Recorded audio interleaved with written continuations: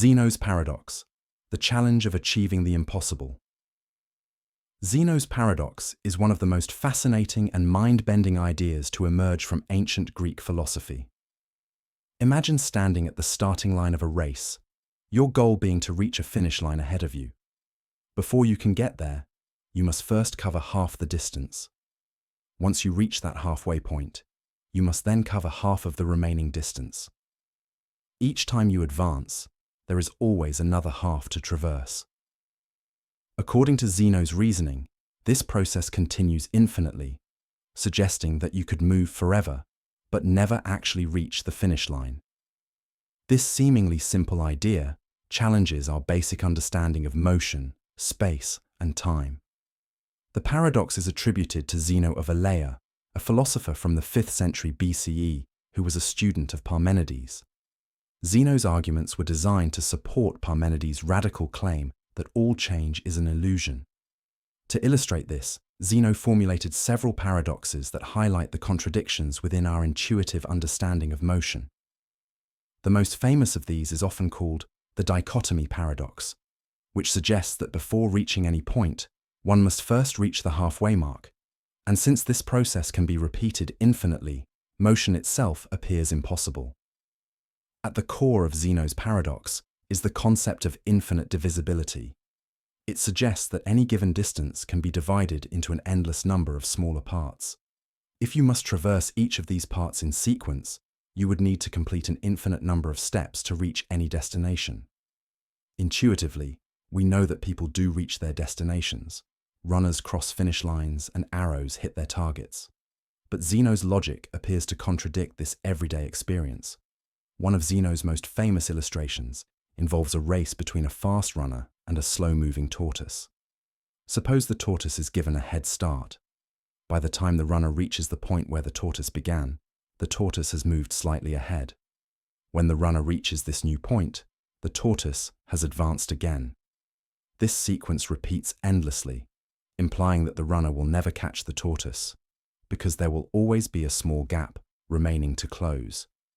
Even though the runner is moving faster, the infinite sequence of catch-up points suggests that the tortoise will always remain slightly ahead. Mathematically, the paradox relies on the idea of summing an infinite series. If you break down the runner's journey into an infinite sequence of intervals, each one half the remaining distance, the sum of these intervals appears to stretch on forever. However, modern mathematics reveals a crucial insight. While the number of intervals is infinite, their total length can be finite. For example, if you add the infinite series 1/2 plus 1/4 plus 1/8 plus 1/16 and so forth, the sum approaches 1.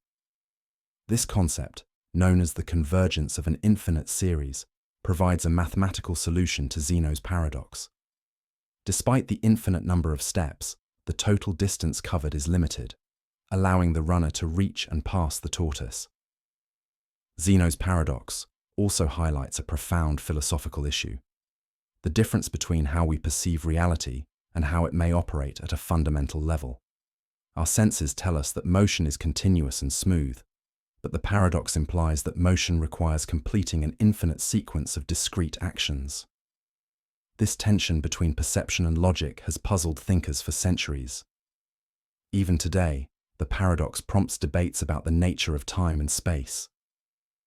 Are they continuous, as they seem to be, or do they consist of indivisible units?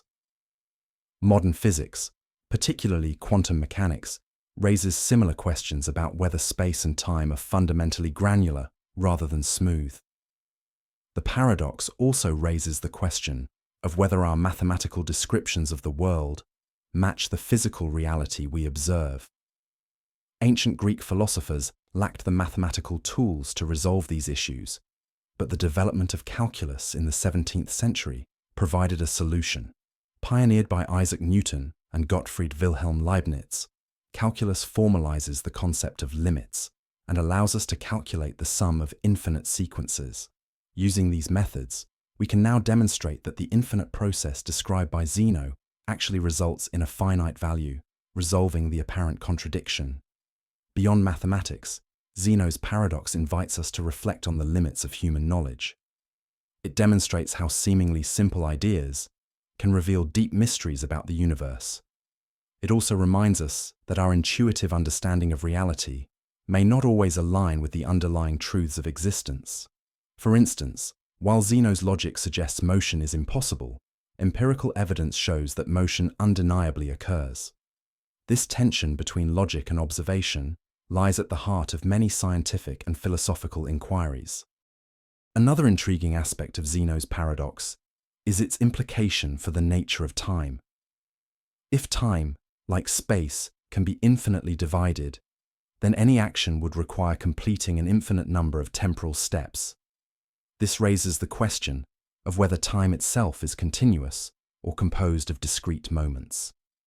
Some interpretations of modern physics, such as the idea of quantized time, suggest that time may indeed consist of indivisible units.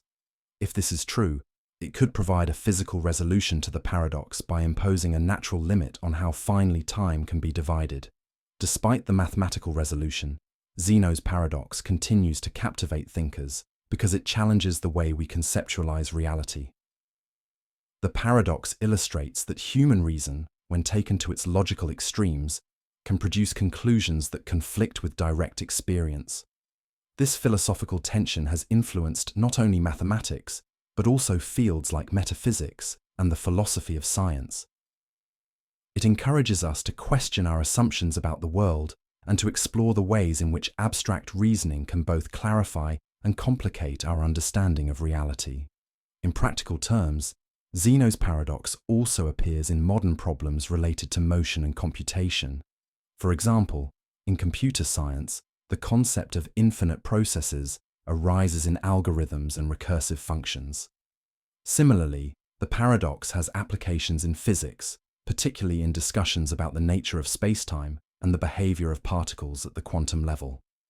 In these fields, the paradox is not merely a historical curiosity, but a living question that continues to inspire new ways of thinking. Ultimately, Zeno's paradox endures because it forces us to confront the limits of human understanding. It reveals the hidden complexities lurking within everyday experiences and challenges us to think more deeply about the nature of reality. While mathematics provides a solution to the apparent contradiction, the paradox's philosophical implications remain as compelling today as they were over 2,000 years ago. Whether viewed as a mathematical puzzle, a philosophical conundrum, or a reflection on the mysteries of motion and time, Zeno's paradox continues to push the boundaries of what we know and what we believe is possible. The liar paradox is a timeless philosophical puzzle that questions the very nature of truth and self-reference. At its core lies a seemingly simple statement. This statement is false. If the statement is true, then it must be false, just as it claims. But if it is false, then it must be true. This endless loop of contradiction challenges our understanding of logic, language, and the boundaries of truth itself. Despite its apparent simplicity, the liar paradox reveals profound complexities in how we define and interpret truth. The origins of the liar paradox trace back to ancient Greece, where the philosopher Eubulides of Miletus first posed the problem. Eubulides was a member of the Megarian school of philosophy, known for exploring logical puzzles and paradoxes. By presenting the statement, "I am lying," Eubulides exposed a fundamental flaw in how we handle self-referential claims. This paradox has since echoed through centuries of philosophical inquiry, puzzling some of history's greatest thinkers and influencing disciplines ranging from mathematics to linguistics. At the heart of the liar paradox is the problem of self-reference, when a statement refers to itself. Normally, we classify statements as either true or false. However, the liar paradox defies this simple binary. If the statement, "this statement is false," is true, it must be false according to its own claim. But if it is false, it must be true because that is exactly what it asserts. This self-referential loop creates a logical contradiction, challenging the basic principles of classical logic, which assume that every proposition must be either true or false, a principle known as the law of excluded middle. The paradox extends beyond language games, touching on fundamental questions about meaning and logic. In everyday life, we rely on the assumption that statements accurately describe reality or do not. However, the liar paradox exposes cracks in this foundation. It suggests that some statements may exist in a grey area where truth and falsehood break down. This revelation is unsettling because it implies that our logical systems, designed to organize and make sense of the world, might be incomplete or inconsistent when faced with self-reference. Throughout history, philosophers and logicians have grappled with the implications of the liar paradox. In the early 20th century, the paradox played a crucial role in shaping modern logic and the foundations of mathematics. Bertrand Russell, a British philosopher and mathematician, encountered a related paradox while working on the foundations of set theory. Russell's paradox revealed contradictions in the way sets are defined, ultimately leading to the development of more rigorous logical frameworks. This work laid the foundation for mathematical logic and inspired the creation of new logical systems to handle self-reference and paradoxical statements. One influential response to the liar paradox came from Alfred Tarski, a Polish logician who developed a formal theory of truth. Tarski argued that the paradox arises because natural languages allow for self-reference without clear boundaries. To resolve this, he proposed a hierarchical model of language where statements about truth belong to a higher meta-language rather than the language being discussed. According to Tarski's theory, the sentence, "This statement is false," is problematic because it attempts to discuss its own truth value within the same linguistic level, violating his carefully structured system. While Tarski's approach offers a technical solution, it does not fully dissolve the philosophical mystery. Some thinkers argue that the paradox reveals limitations not just in language, but in human cognition itself. Our minds naturally seek coherence and consistency, yet the liar paradox defies these expectations. It forces us to confront the possibility that reality, or at least our description of it, might not always conform to neat logical categories. The liar paradox also raises profound questions about truth itself. What does it mean for a statement to be true? Is truth an objective reality, or is it shaped by the frameworks we use to define it?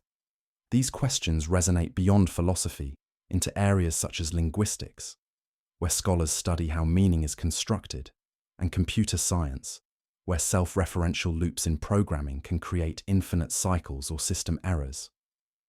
In artificial intelligence, the paradox even poses challenges for designing systems capable of reasoning about truth without falling into self-contradiction. In recent decades, alternative logical systems have emerged to address paradoxes like the liar. One approach is para-consistent logic, which allows for contradictions to exist without collapsing the entire system. In classical logic, a single contradiction can lead to the conclusion that anything is true, a principle known as explosion. Para-consistent logic avoids this by permitting some contradictions to coexist without undermining other truths. This innovation offers a way to handle paradoxical statements while preserving logical consistency. Another intriguing approach is dialetheism, the philosophical position that some statements can be both true and false simultaneously. Prominent philosophers like Graham Priest argue that the liar paradox is best understood as an example of a true contradiction, a dialetheia. While this view challenges deeply held assumptions about truth and reason, it offers a novel way to reconcile the paradox without rejecting its apparent contradiction.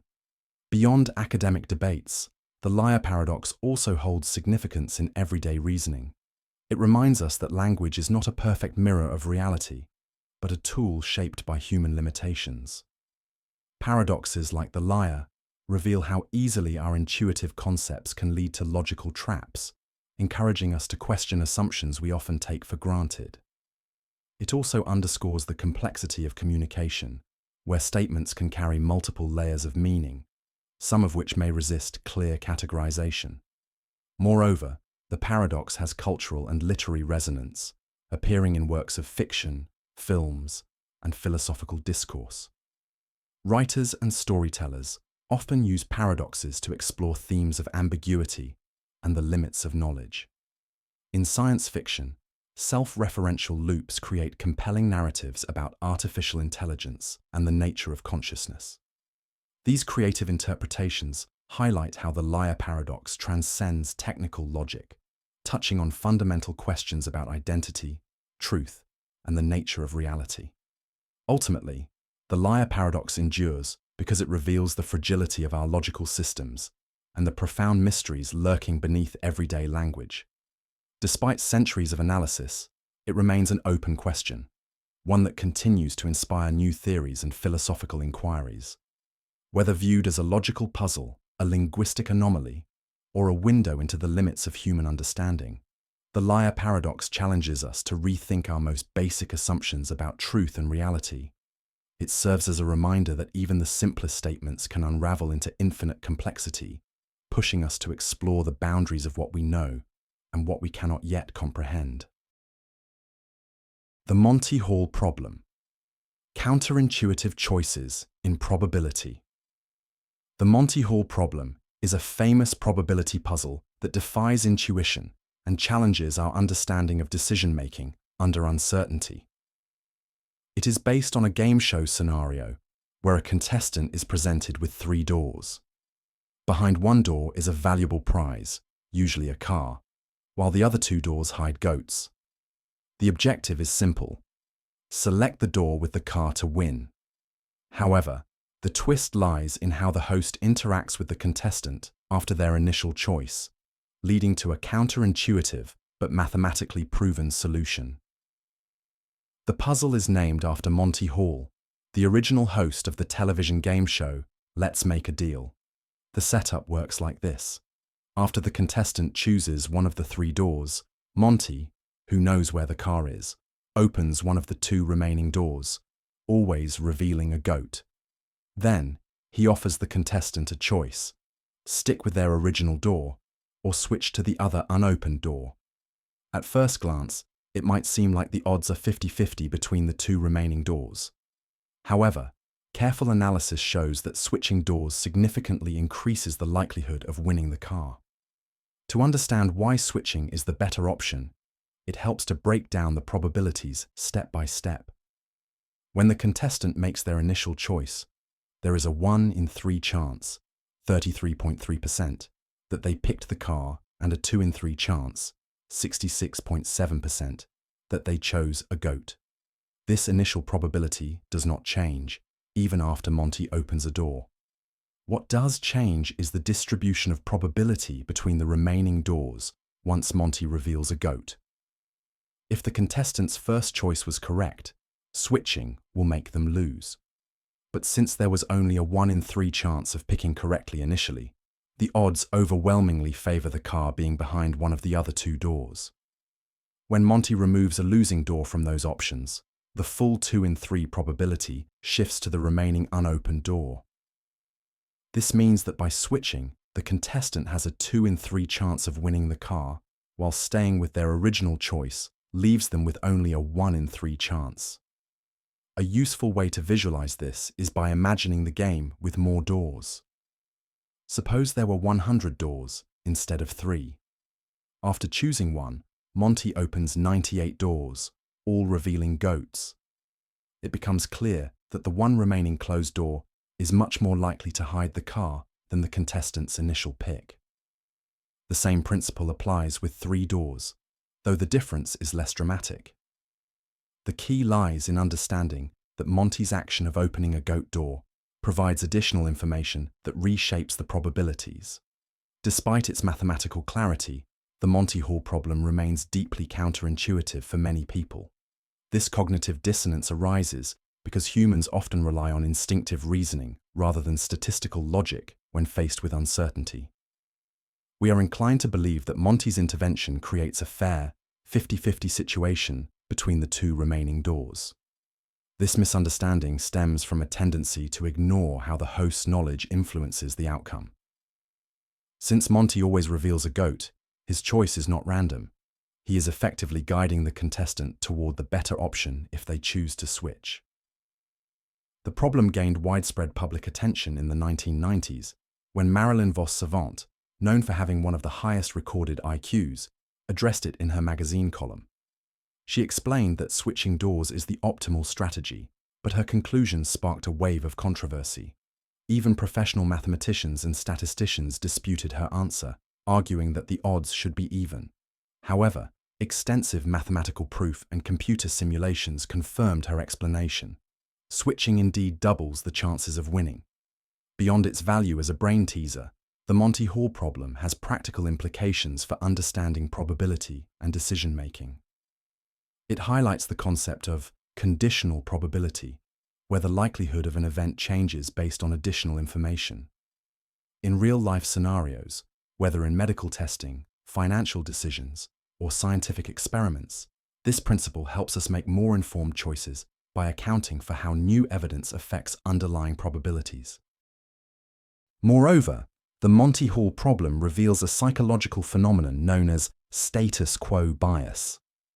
People often prefer to stick with their original decisions, even when faced with compelling evidence that switching would be advantageous. This bias stems from a desire to avoid regret. If they switch and lose, they may feel worse than if they stayed and lost. Understanding this cognitive tendency can improve decision-making by encouraging us to evaluate options based on objective probabilities rather than emotional reactions. Interestingly, variations of the Monty Hall problem appear in many aspects of life. In medical diagnoses, for example, understanding how new test results influence the likelihood of a disease relies on the same principles of updating probabilities. Similarly, in legal contexts, new evidence can reshape the perceived probability of a defendant's guilt. Even in everyday choices, such as whether to change a job or stay in a relationship, the logic behind the Monty Hall problem offers insight into weighing risks and rewards. The puzzle also raises philosophical questions about free will and determinism.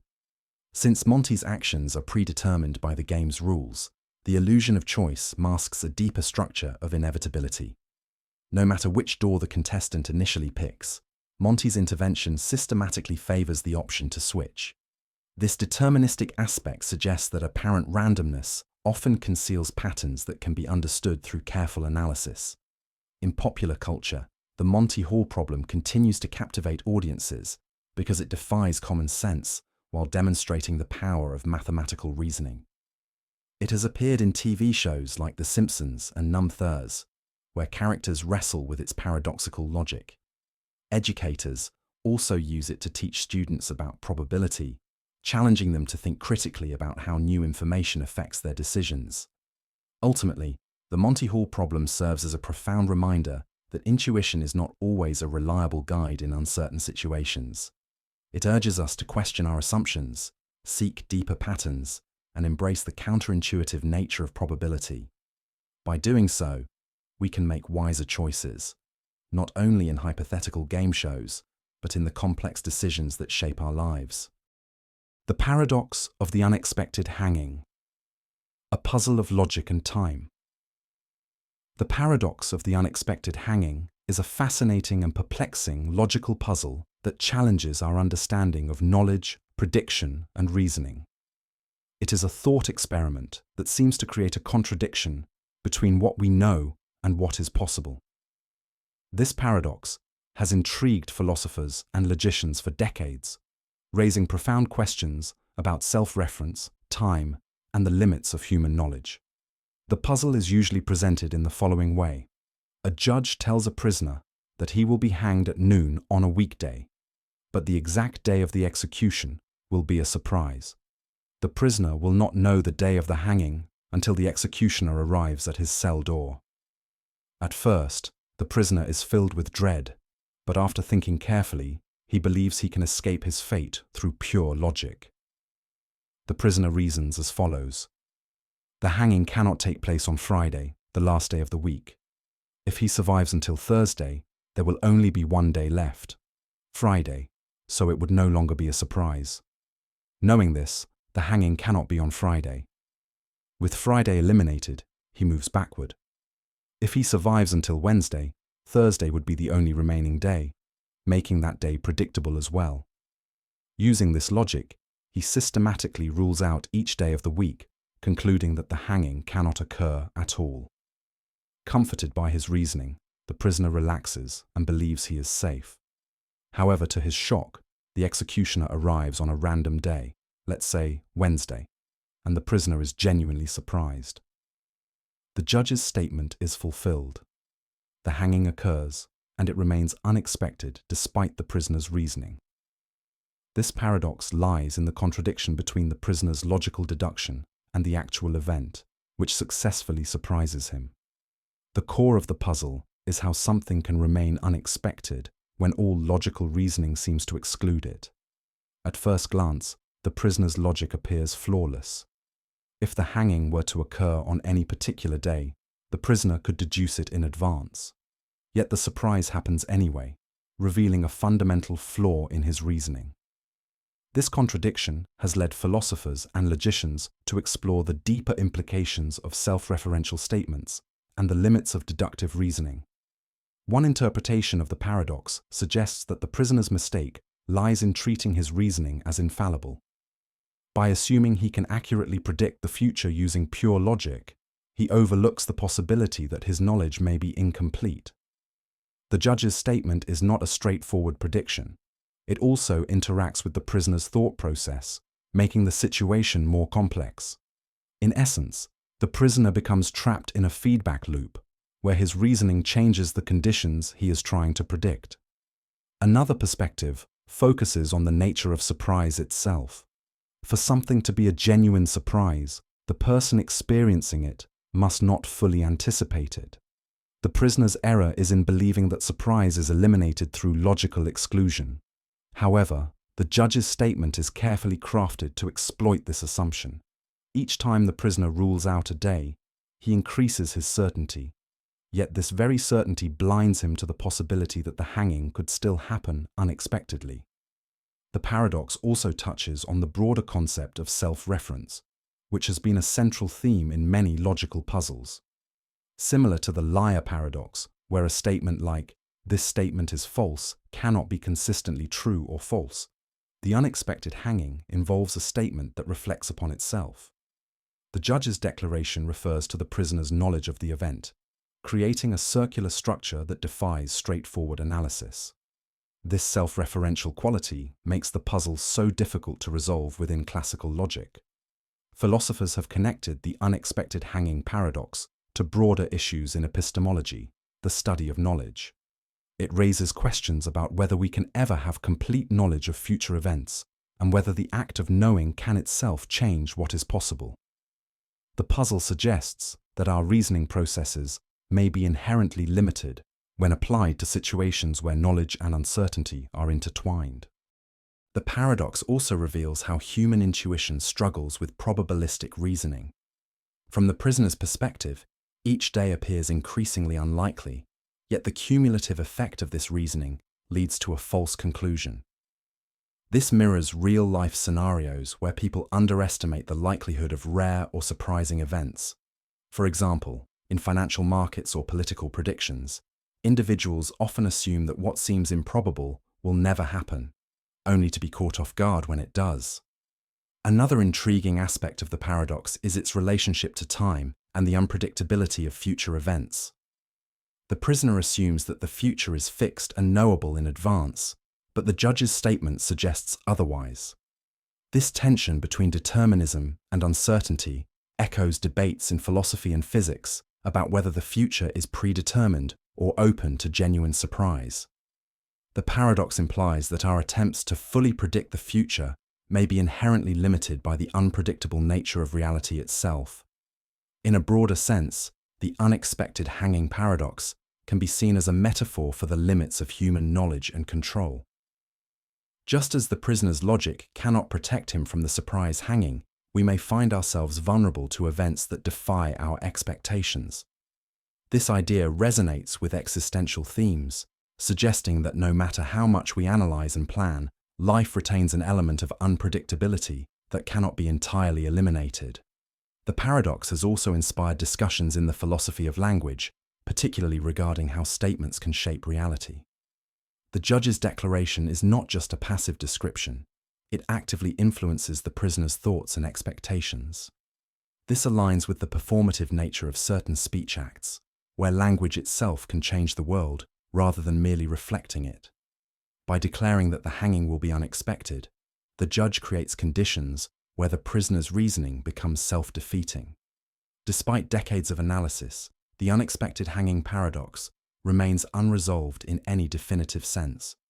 Various interpretations highlight different aspects of the puzzle, but no single explanation fully dissolves the contradiction. This enduring mystery reflects the profound and sometimes unsettling nature of paradoxes themselves. They expose the gaps and limitations in our understanding of logic, knowledge, and reality. Ultimately, the unexpected hanging paradox serves as a reminder that even the most rigorous logic has its boundaries. It challenges us to question our assumptions about certainty and the predictability of the future. In a world where surprises are inevitable, the paradox suggests that perhaps some mysteries cannot be fully unraveled by reason alone. And just like the prisoner, we may find ourselves caught off guard by the unexpected, no matter how carefully we try to anticipate what lies ahead. The Ship of Theseus: Identity and Change Across Time. The Ship of Theseus is one of the oldest and most thought-provoking philosophical puzzles, posing profound questions about identity, change, and the nature of objects over time. At its core, the paradox asks, if an object undergoes gradual replacement of all its parts, does it remain fundamentally the same object, or does it become something entirely new? This question has intrigued philosophers for centuries and continues to be a topic of debate in metaphysics, personal identity, and even modern discussions in science and technology. The origins of the Ship of Theseus paradox trace back to ancient Greece. According to legend, the Athenians preserved the ship used by the mythical hero Theseus after his triumphant return from Crete. Over the years, as the ship aged, its wooden planks decayed and were replaced one by one with new pieces of wood. Eventually, after all the original parts had been replaced, a philosophical question arose. Was the restored vessel still the same Ship of Theseus, or had it become a different entity altogether? At first glance, the question may seem simple. Many might intuitively argue that since the ship maintains its form and function, it remains the Ship of Theseus. Others, however, would contend that since every physical component has been replaced, it is no longer the original ship. This tension between continuity and change lies at the heart of the paradox, forcing us to examine the criteria by which we define identity over time. One way to approach the paradox is through the concept of material composition. If we believe that an object's identity is determined solely by the physical materials it is made of, then replacing all the parts means the ship is no longer the same entity. This view aligns with a materialist perspective, where the essence of an object depends on the specific arrangement of its physical components. According to this logic, once the last original plank is replaced, the Ship of Theseus ceases to exist. However, another perspective emphasizes continuity and function over material composition. From this viewpoint, as long as the ship maintains its structure, purpose, and historical continuity, it remains the Ship of Theseus, regardless of how many parts are replaced. This perspective is more aligned with a functionalist or relational approach to identity, where what matters is not the specific materials, but the overall pattern and purpose that persists through change. The paradox becomes even more complex when an additional twist is introduced. Suppose someone collects all the original planks as they are removed and reassembles them into a second ship. Which vessel, then, is the true Ship of Theseus? The one with all the new parts that has remained in continuous use, or the one made entirely from the original materials? This scenario creates a dilemma where both ships seem to have a valid claim to being the authentic vessel, yet they cannot both be the same ship simultaneously. Philosophers have offered various interpretations and solutions to this dilemma over the centuries. One influential approach comes from the theory of four-dimensionalism, which views objects as existing across time, as space-time worms. According to this view, the ship of Theseus is not defined by any single temporal stage, but by the entire sequence of its existence. Both the original material ship and the continuously maintained ship are considered different temporal parts of the same overarching entity, allowing both to retain a claim to identity. Another approach involves the concept of psychological or narrative continuity. In human terms, our identity is not determined by the specific atoms that compose us, since our cells regenerate constantly, but by the continuity of our memories, personality, and experiences. By analogy, the ship of Theseus retains its identity if it maintains a coherent narrative of its history, regardless of the physical changes it undergoes. This perspective aligns with the way we perceive personal identity over time, despite constant physical and psychological change. Modern applications of the ship of Theseus paradox extend beyond abstract philosophy. In the fields of medicine and technology, similar questions arise when we replace or enhance parts of the human body. For instance, if someone receives organ transplants, prosthetic limbs, or even neural implants, are they still the same person? How much of our physical selves can be altered before we become a fundamentally different being? These questions are not just philosophical curiosities. They have real-world implications for ethics, legal identity, and personal autonomy. The paradox also resonates with discussions about digital identity and artificial intelligence. Imagine a digital consciousness that can be gradually transferred from one machine to another, with each transfer preserving its memories and personality. Is the resulting AI still the same entity, or does each transfer create a new being? The ship of Theseus challenges us to grapple with these emerging questions as our technological capabilities push the boundaries of identity and transformation. In the realm of cultural and historical preservation, the paradox raises questions about authenticity. When we restore ancient artifacts or rebuild historic structures using new materials, do these reconstructed versions maintain the original's identity, or are they merely replicas? For example, after the destruction of the Notre Dame Cathedral's roof in 2019, debates emerged about whether to restore it with identical materials or embrace modern techniques. The underlying concern reflects the same philosophical dilemma posed by the ship of Theseus. The paradox also has implications for personal identity and self-perception. Throughout our lives, we undergo constant physical and psychological change. Our bodies renew themselves at the cellular level, our beliefs evolve, and our memories fade and transform. Yet, despite these changes, we still perceive ourselves as the same individual over time. The ship of Theseus invites us to question what truly defines who we are, whether it is our physical composition, our mental continuity, or something else entirely. Ultimately, the ship of Theseus remains an open-ended puzzle, resisting any single definitive solution. It forces us to confront the fluid and often ambiguous nature of identity, challenging the assumption that things remain constant through time. Whether we view identity through the lens of material composition, functional continuity, or narrative coherence, the paradox reveals that our intuitive concepts of sameness and change are far more complex than they initially appear. In a broader sense, the ship of Theseus invites us to reflect on the nature of existence itself. In a world where everything is in flux, where even the most enduring structures are subject to decay and renewal, the paradox serves as a reminder that identity is not a fixed essence, but a dynamic process. As we navigate the changing currents of life, we, like the ship of Theseus, must continually redefine who we are while holding on to the threads that connect us to our past. The enduring fascination with the ship of Theseus lies in its ability to bridge abstract philosophical inquiry with deeply personal and practical concerns. It speaks to the human experience of change, loss, and continuity, reminding us that the question of identity is as much about how we interpret the world as it is about the world itself.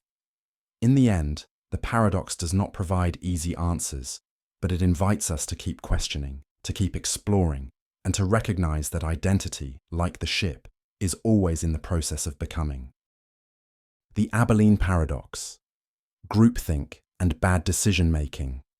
The Abilene paradox is a psychological and social phenomenon that illustrates how groups can make collective decisions that contradict the individual preferences of their members. At its core, the paradox reveals a common yet perplexing problem: people agreeing to a course of action that none of them genuinely want, simply because they believe everyone else desires it. This paradox not only highlights the complexities of group dynamics, but also sheds light on the underlying fear of conflict, miscommunication, and the human tendency to avoid rocking the boat. The term Abilene paradox was first introduced by management expert Jerry B. Harvey in 1974. In his now famous anecdote, he described a family sitting comfortably at home on a hot summer day in Coleman, Texas. One family member suggests driving to Abilene, a town 53 miles away, for dinner. Although no one particularly wants to go, each person agrees, believing that everyone else is enthusiastic about the trip. After enduring an unpleasant, dusty journey and an unsatisfying meal, they return home exhausted. Only then do they realize that no one actually wanted to go to Abilene in the first place. They all agreed to the trip because they mistakenly assumed it was what everyone else wanted. At the heart of the Abilene paradox lies a fundamental breakdown in communication. Group members fail to express their true feelings or preferences due to a desire to conform or avoid potential disagreement. Each person assumes that their private reservations are unique, while everyone else is fully supportive of the decision. This collective misperception leads to a scenario where an entire group embarks on a course of action that no one genuinely supports. Ironically, in attempting to avoid conflict, the group ends up making decisions that cause collective dissatisfaction. One of the primary drivers of the Abilene paradox is the fear of social rejection or disapproval. Humans are inherently social creatures, and the desire to belong can often override personal preferences. People worry that voicing dissenting opinions will be perceived as being difficult, uncooperative, or even hostile. This fear can be particularly strong in hierarchical settings, such as workplaces, where employees may hesitate to question decisions made by their superiors. As a result, individuals suppress their true opinions and instead conform to what they believe the group wants. Another factor contributing to the paradox is the assumption of consensus. When people observe that no one else is objecting, they interpret this silence as agreement. This dynamic creates a self-reinforcing loop where everyone believes that everyone else is on board, leading to a false consensus. In reality, the silence often masks widespread but unspoken disagreement. This phenomenon can be especially problematic in decision-making processes, where open dialogue is discouraged, or where there is an implicit pressure to maintain harmony. The consequences of the Abilene paradox can be far-reaching and damaging. In organizational settings, it can lead to poor decision-making, wasted resources, and decreased morale. For instance, companies may pursue strategies that no one truly believes in, simply because no one is willing to voice their concerns. This can result in costly initiatives that fail to deliver value, or, worse, cause long-term harm to the organization. The paradox can also contribute to groupthink, a related but distinct phenomenon where the desire for consensus leads to irrational or dysfunctional decisions. The Abilene paradox is not limited to corporate environments. It can also manifest in personal relationships and social settings. Families, for example, may make decisions based on erroneous assumptions about what other members want. A couple might agree to move to a new city because each partner believes it is the other's preference, when in fact, neither person wants to leave their current home. Similarly, groups of friends may engage in activities that no one genuinely enjoys, simply because no one wants to be the one to speak up and decline. Understanding the psychological mechanisms behind the Abilene paradox can help prevent its occurrence. One key strategy is fostering an environment of open and honest communication. When group members feel safe expressing their true opinions without fear of judgment, the likelihood of falling into the paradox decreases. Leaders and decision-makers play a crucial role in encouraging dialogue by actively soliciting diverse perspectives and modeling transparency. Simple practices, such as asking open-ended questions or conducting anonymous surveys, can surface hidden dissent and reveal the group's true preferences. Another effective approach is to normalize dissent and disagreement. When group members view differing opinions as valuable contributions rather than threats, they are more likely to share their honest views. This can be achieved by framing disagreements as opportunities for better decision-making rather than as sources of conflict. For example, a team leader might explicitly invite alternative viewpoints and emphasize that critical feedback is both welcome and necessary for the group's success. Decision-making frameworks that mitigate the Abilene paradox often incorporate structured processes to ensure all voices are heard. One such method is the devil's advocate approach, where one person is assigned the role of challenging the prevailing consensus. This strategy forces the group to critically evaluate its assumptions and consider alternative courses of action. Similarly, conducting pre-mortem analyses, where the group imagines a future failure and identifies potential causes, can reveal unspoken concerns and improve decision quality. Personal awareness is also crucial in combating the Abilene paradox. Individuals can cultivate the habit of checking their assumptions before agreeing to a decision. By asking themselves questions like, "Do I genuinely support this choice?" and "Am I assuming others want this without confirming?" people can become more conscious of their motivations. Furthermore, practicing assertive communication allows individuals to express their views respectfully and clearly, reducing the risk of misunderstanding. The Abilene paradox also intersects with cultural dynamics. In cultures that prioritize harmony and collective well-being, people may be particularly prone to suppressing dissent.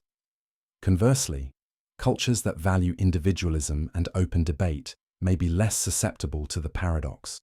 Understanding these cultural nuances can help organizations tailor their communication strategies to foster genuine consensus while respecting cultural norms. Real-world examples of the Abilene paradox abound across industries and disciplines.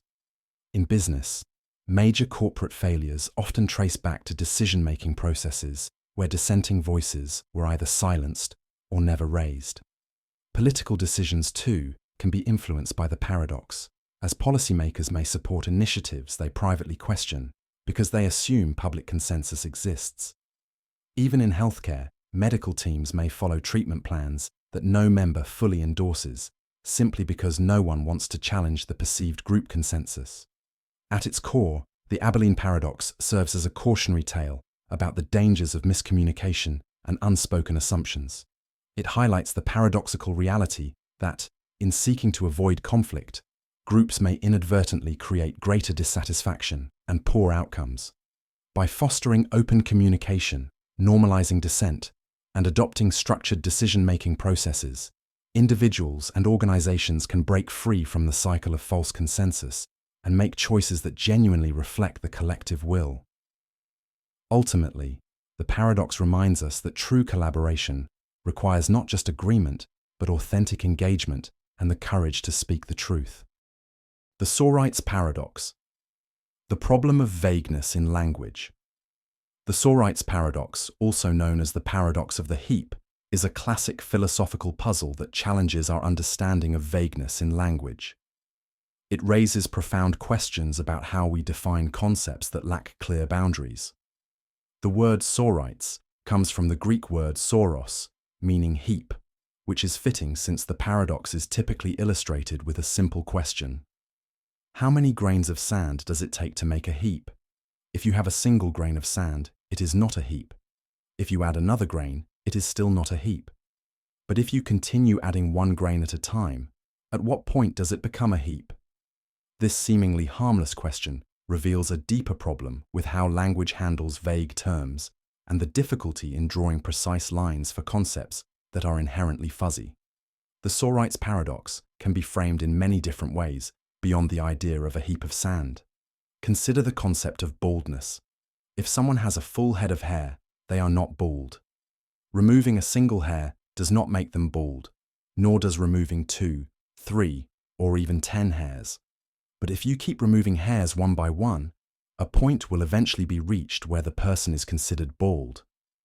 The problem is that no single hair seems to make the difference, yet at some indeterminate point, a transformation occurs. This leads to an uncomfortable question. If there is no precise moment when a person becomes bald, how can we confidently use the term at all?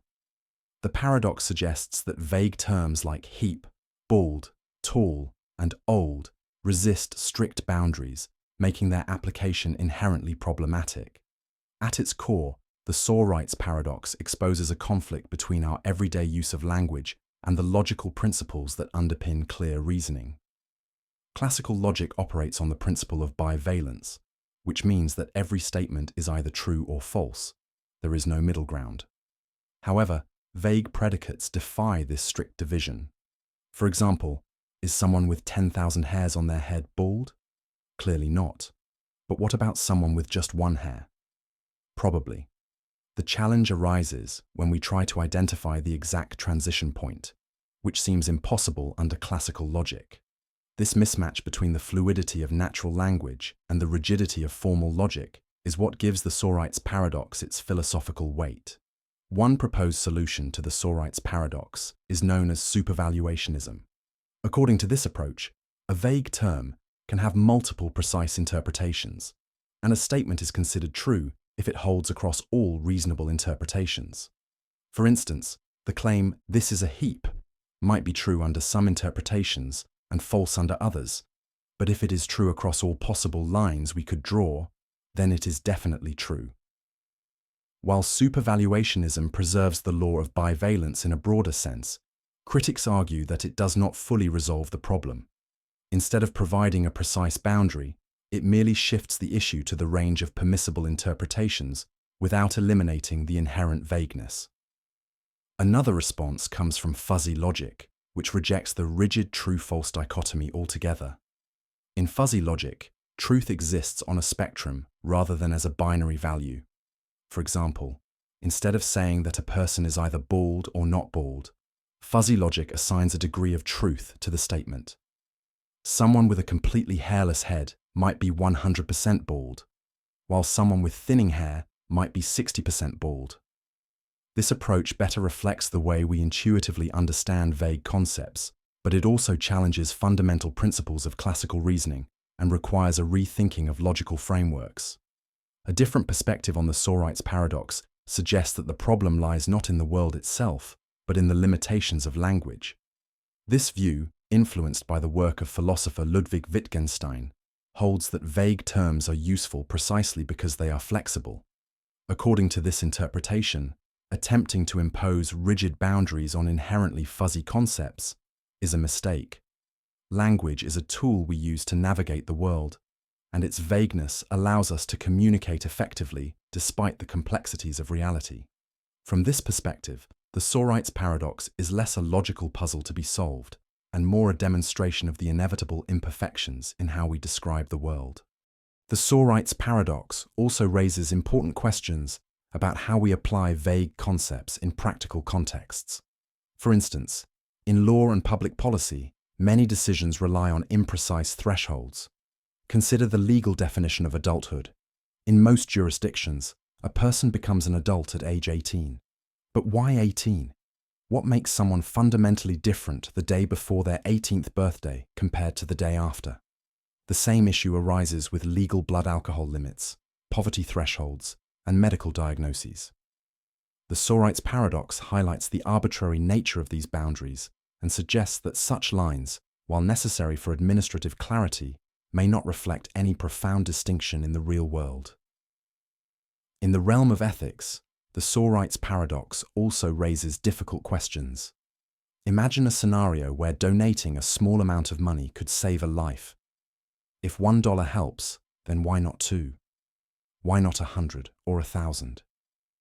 At what point does an individual become morally obligated to give? The paradox suggests that there is no clear point where a moral duty suddenly emerges, yet small actions accumulate to create significant consequences. This ambiguity complicates ethical reasoning especially in areas where gradual changes have profound cumulative effects, such as climate change or social justice. Philosophers continue to debate whether the Sorites paradox reveals a deep flaw in our reasoning or simply reflects the practical limitations of language. Some argue that the paradox is an unavoidable consequence of the way human beings conceptualize the world. Our cognitive systems evolved to handle vague categories because the natural world itself is often indeterminate. For example, there is no precise point at which day becomes night, only a gradual transition through twilight. Language reflects this continuity, allowing us to function effectively despite the absence of sharp boundaries. Others see the paradox as a challenge to the foundations of logic itself. If our standard logical systems cannot accommodate vagueness, perhaps those systems need to be revised. This has led to ongoing research in alternative logics and formal semantics, as well as philosophical inquiries into the nature of truth and meaning. Whatever the ultimate resolution may be, the Sorites paradox continues to provoke questions about how we define the world and how we understand concepts that resist simple categorization. In a broader sense, the Sorites paradox reflects a fundamental tension between clarity and flexibility. Precise definitions allow for rigorous analysis, but they often fail to capture the nuances of everyday experience. Vague concepts, on the other hand, are indispensable for communication and decision-making, but they introduce ambiguities that defy easy resolution. The paradox reminds us that while we strive for clear answers, the world itself often operates in shades of grey. In grappling with the Sorites paradox, we confront not only the limits of language, but also the complexities of the world it seeks to describe. The Bootstrap paradox, time travel and causality. The Bootstrap paradox is one of the most intriguing and mind-bending puzzles in the realm of time travel and causality. At its core, the paradox poses a simple yet profound question. What happens when an object, idea, or piece of information is sent back in time and becomes the very cause of itself? This creates a causal loop where the origin of the object or information is lost, leading to the unsettling possibility that something can exist without ever having been created. The paradox takes its name from the phrase, pulling oneself up by one's bootstraps, which refers to an impossible task, much like the idea of something coming into existence without a clear point of origin. To better understand the Bootstrap paradox, imagine a scenario involving a famous book. Suppose a scientist in the future discovers a rare manuscript containing groundbreaking scientific theories. Fascinated, the scientist builds a time machine and travels back to the past, giving the manuscript to a young aspiring writer. That writer then publishes the book, which eventually becomes the very manuscript that the future scientist originally found. The question arises, who actually wrote the book? It seems to have appeared out of nowhere, with no point of origin. This creates a closed causal loop, where the book is its own cause and effect, defying our usual understanding of how time and causality work. The paradox also applies to physical objects. Imagine a time traveler who visits the past and hands a violin to a famous composer, who then uses it to compose timeless music. That very violin is passed down through history until it eventually reaches the time traveler, who takes it back to the past again. In this scenario, the violin has no clear point of creation. It simply exists, looping through time indefinitely. This raises a fundamental problem. How can something exist without being created? The paradox suggests that the normal rules of cause and effect break down when time travel is involved. The implications of the Bootstrap paradox extend beyond simple thought experiments. It touches on profound questions about the nature of time, existence, and reality itself. One interpretation of the paradox suggests that causality is not as straightforward as we typically assume. In our everyday experience, causes always precede effects. If you drop a glass, it shatters. But in the case of the Bootstrap paradox, cause and effect become entangled in a loop where the distinction between the two becomes meaningless. This challenges the classical view of linear time and suggests that time may be more flexible and strange than we can easily grasp. Physicists and philosophers have proposed various ways to resolve the paradox, though none offer a completely satisfying answer. One possibility is that such causal loops are simply impossible due to the laws of physics. According to the chronology protection conjecture proposed by physicist Stephen Hawking, the universe may contain mechanisms that prevent time travel to the past, thus avoiding these paradoxes altogether. If true, this would mean that while time travel might be theoretically possible, nature itself prevents us from changing the past or creating causal loops. Another potential solution comes from the many worlds interpretation of quantum mechanics. This theory suggests that every time a time traveler goes back in time and alters something, a new parallel universe branches off. In the context of the Bootstrap paradox, this means that the object or information in question does not loop within a single timeline, but instead moves between different realities. For instance, the violin or the book might have originated in one universe, traveled to another, and returned without violating any causal rules in any particular timeline. Yet another approach involves the concept of self-consistency. This principle, often associated with the work of physicist Igor Novikov, suggests that time travel is possible, but only in ways that preserve internal consistency. In other words, if an object or piece of information is sent back in time, it must always have been part of history in the first place. While this resolves some logical contradictions, it does not explain how something can exist without an origin. It simply accepts the loop as a self-contained fact of reality. The Bootstrap paradox is a staple of science fiction, where it is used to explore the strange consequences of time travel. In the TV series Doctor Who, the Doctor famously describes the paradox using the example of Beethoven's music. Imagine you travel back in time to meet Beethoven, but discover he does not exist. To preserve history, you publish his symphonies yourself. But if Beethoven never composed the music, how did it come into existence? This playful yet profound scenario captures the eerie nature of the paradox and how it blurs the lines between cause and effect. Beyond fiction, the paradox raises real questions about how we understand time itself. Is time an unbreakable sequence of past, present, and future events? Or could it be more like a loop where the future influences the past just as much as the past influences the future? Some physicists suggest that time might be more like a block, a four-dimensional structure where all moments exist simultaneously. From this perspective, causal loops could simply be features of the structure of space-time, rather than violations of causality. The Bootstrap paradox also has profound philosophical implications. It challenges our basic intuitions about creation, existence, and reality. If something can exist without being created, does that mean the universe itself could be self-causing? Some cosmologists have speculated that the universe might be the ultimate bootstrap loop, where the laws of physics allow for the spontaneous emergence of reality without a prior cause. This idea is speculative, but it highlights how the paradox touches on some of the deepest mysteries of existence. In the end, the Bootstrap paradox remains an unsolved puzzle that pushes the boundaries of what we understand about time and causality. While modern physics offers potential explanations, none fully dissolve the mystery of how something can exist without an origin.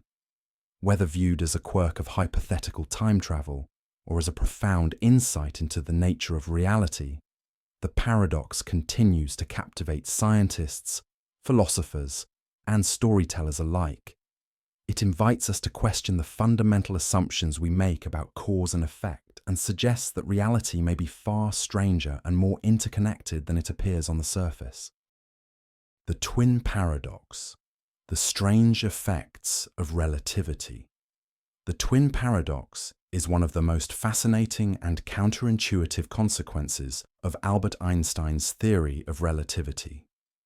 At first glance, the paradox seems to present a logical contradiction, but when examined through the lens of special relativity, it reveals the strange and mind-bending effects of time dilation.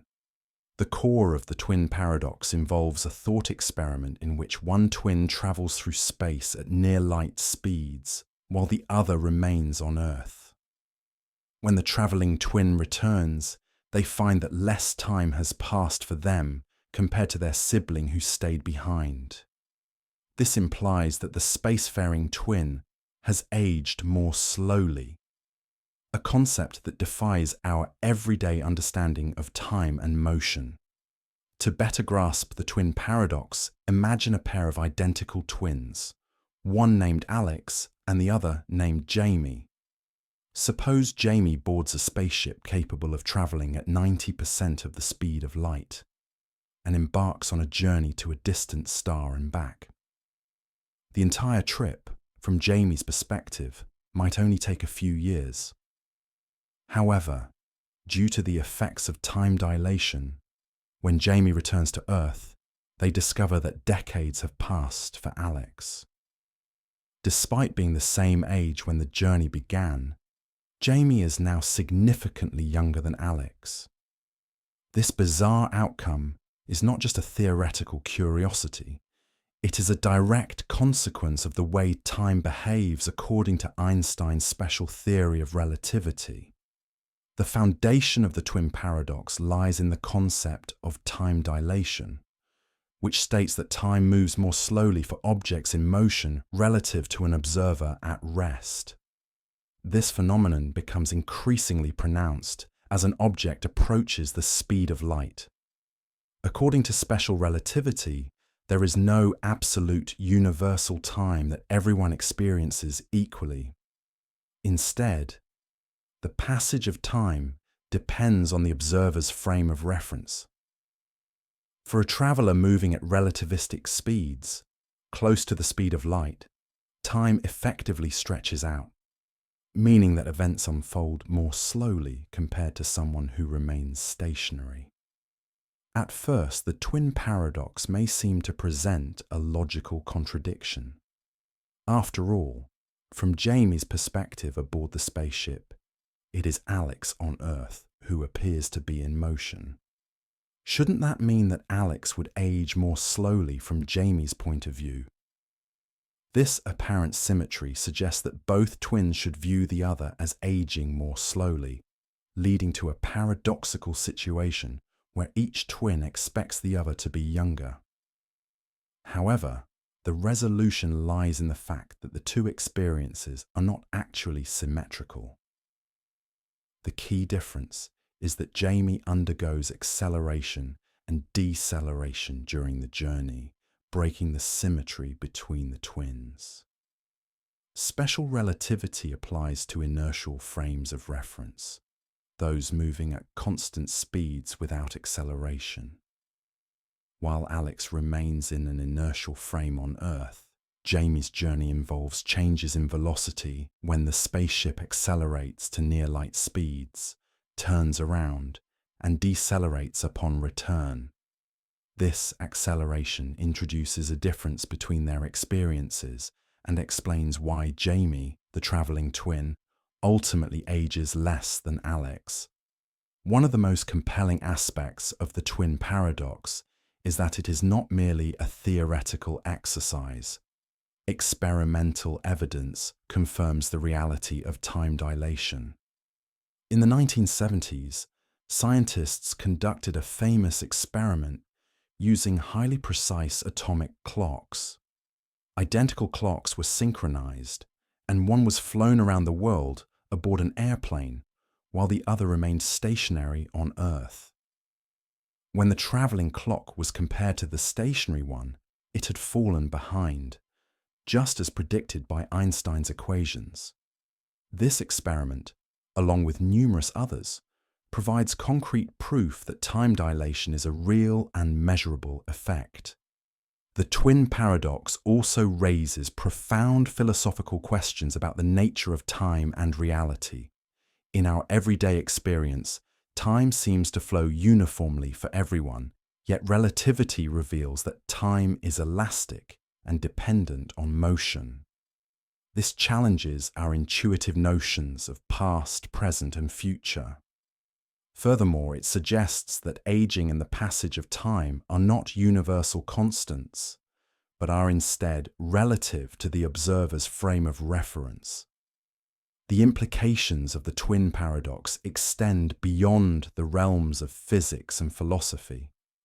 If we could harness technology capable of propelling spacecraft to relativistic speeds, time travel to the future might become a practical reality. An astronaut could embark on a journey lasting a few years from their perspective while centuries pass on Earth. This concept has captured the imagination of scientists and science fiction writers alike, inspiring countless stories about travelers who return home to find their loved ones aged or long gone. At the heart of the paradox lies a deeper truth about the nature of the universe.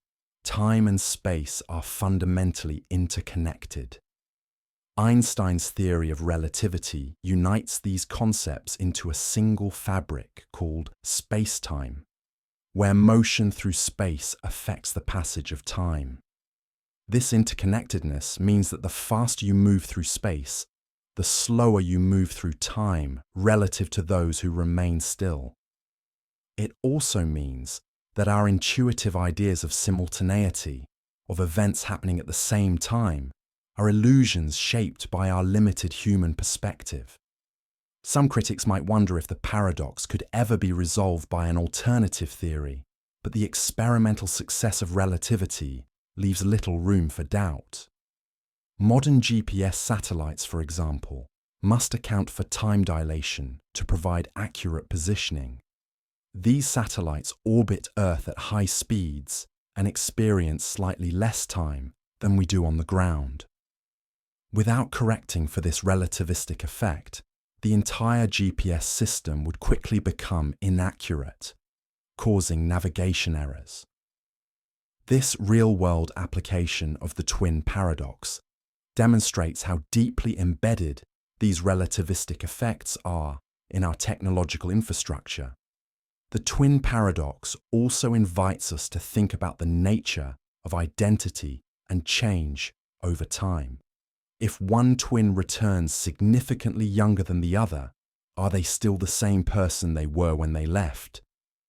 This question echoes through other thought experiments and philosophical debates about personal identity, memory, and the continuity of self. In this way, the paradox is not just a scientific puzzle, it is a profound meditation on what it means to exist and experience the passage of time. Ultimately, the twin paradox is a striking reminder that reality often defies our common sense. Einstein's insights into the nature of time and space reveal a universe that is far stranger and more dynamic than our everyday perceptions suggest. As we continue to explore the cosmos and push the boundaries of human knowledge, the paradox serves as both a scientific challenge and an inspiration. A glimpse into a reality where time itself bends and flows in ways that stretch the imagination. The paradox of tolerance. Can tolerance tolerate intolerance? The paradox of tolerance is a philosophical dilemma that questions the limits of a tolerant society when faced with intolerance. At its core, the paradox poses a seemingly contradictory question. Should a tolerant society tolerate intolerance?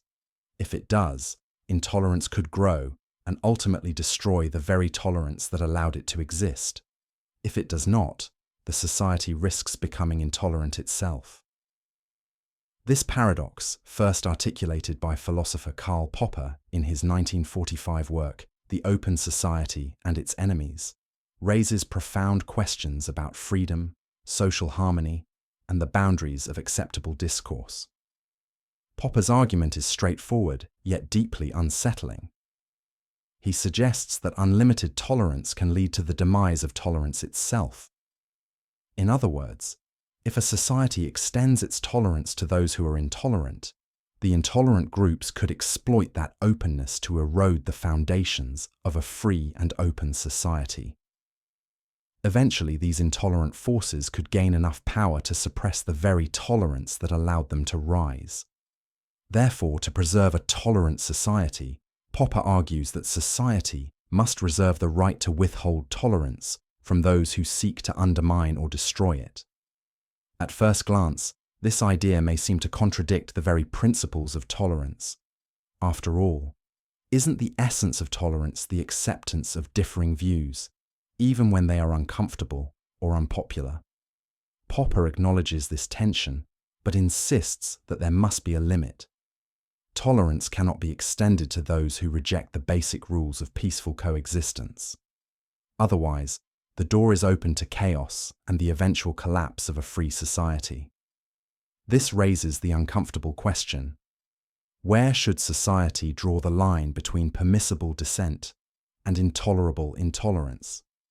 One challenge in applying the paradox of tolerance lies in defining what constitutes intolerance. In a diverse society, people hold a wide range of beliefs, some of which may be offensive or even harmful.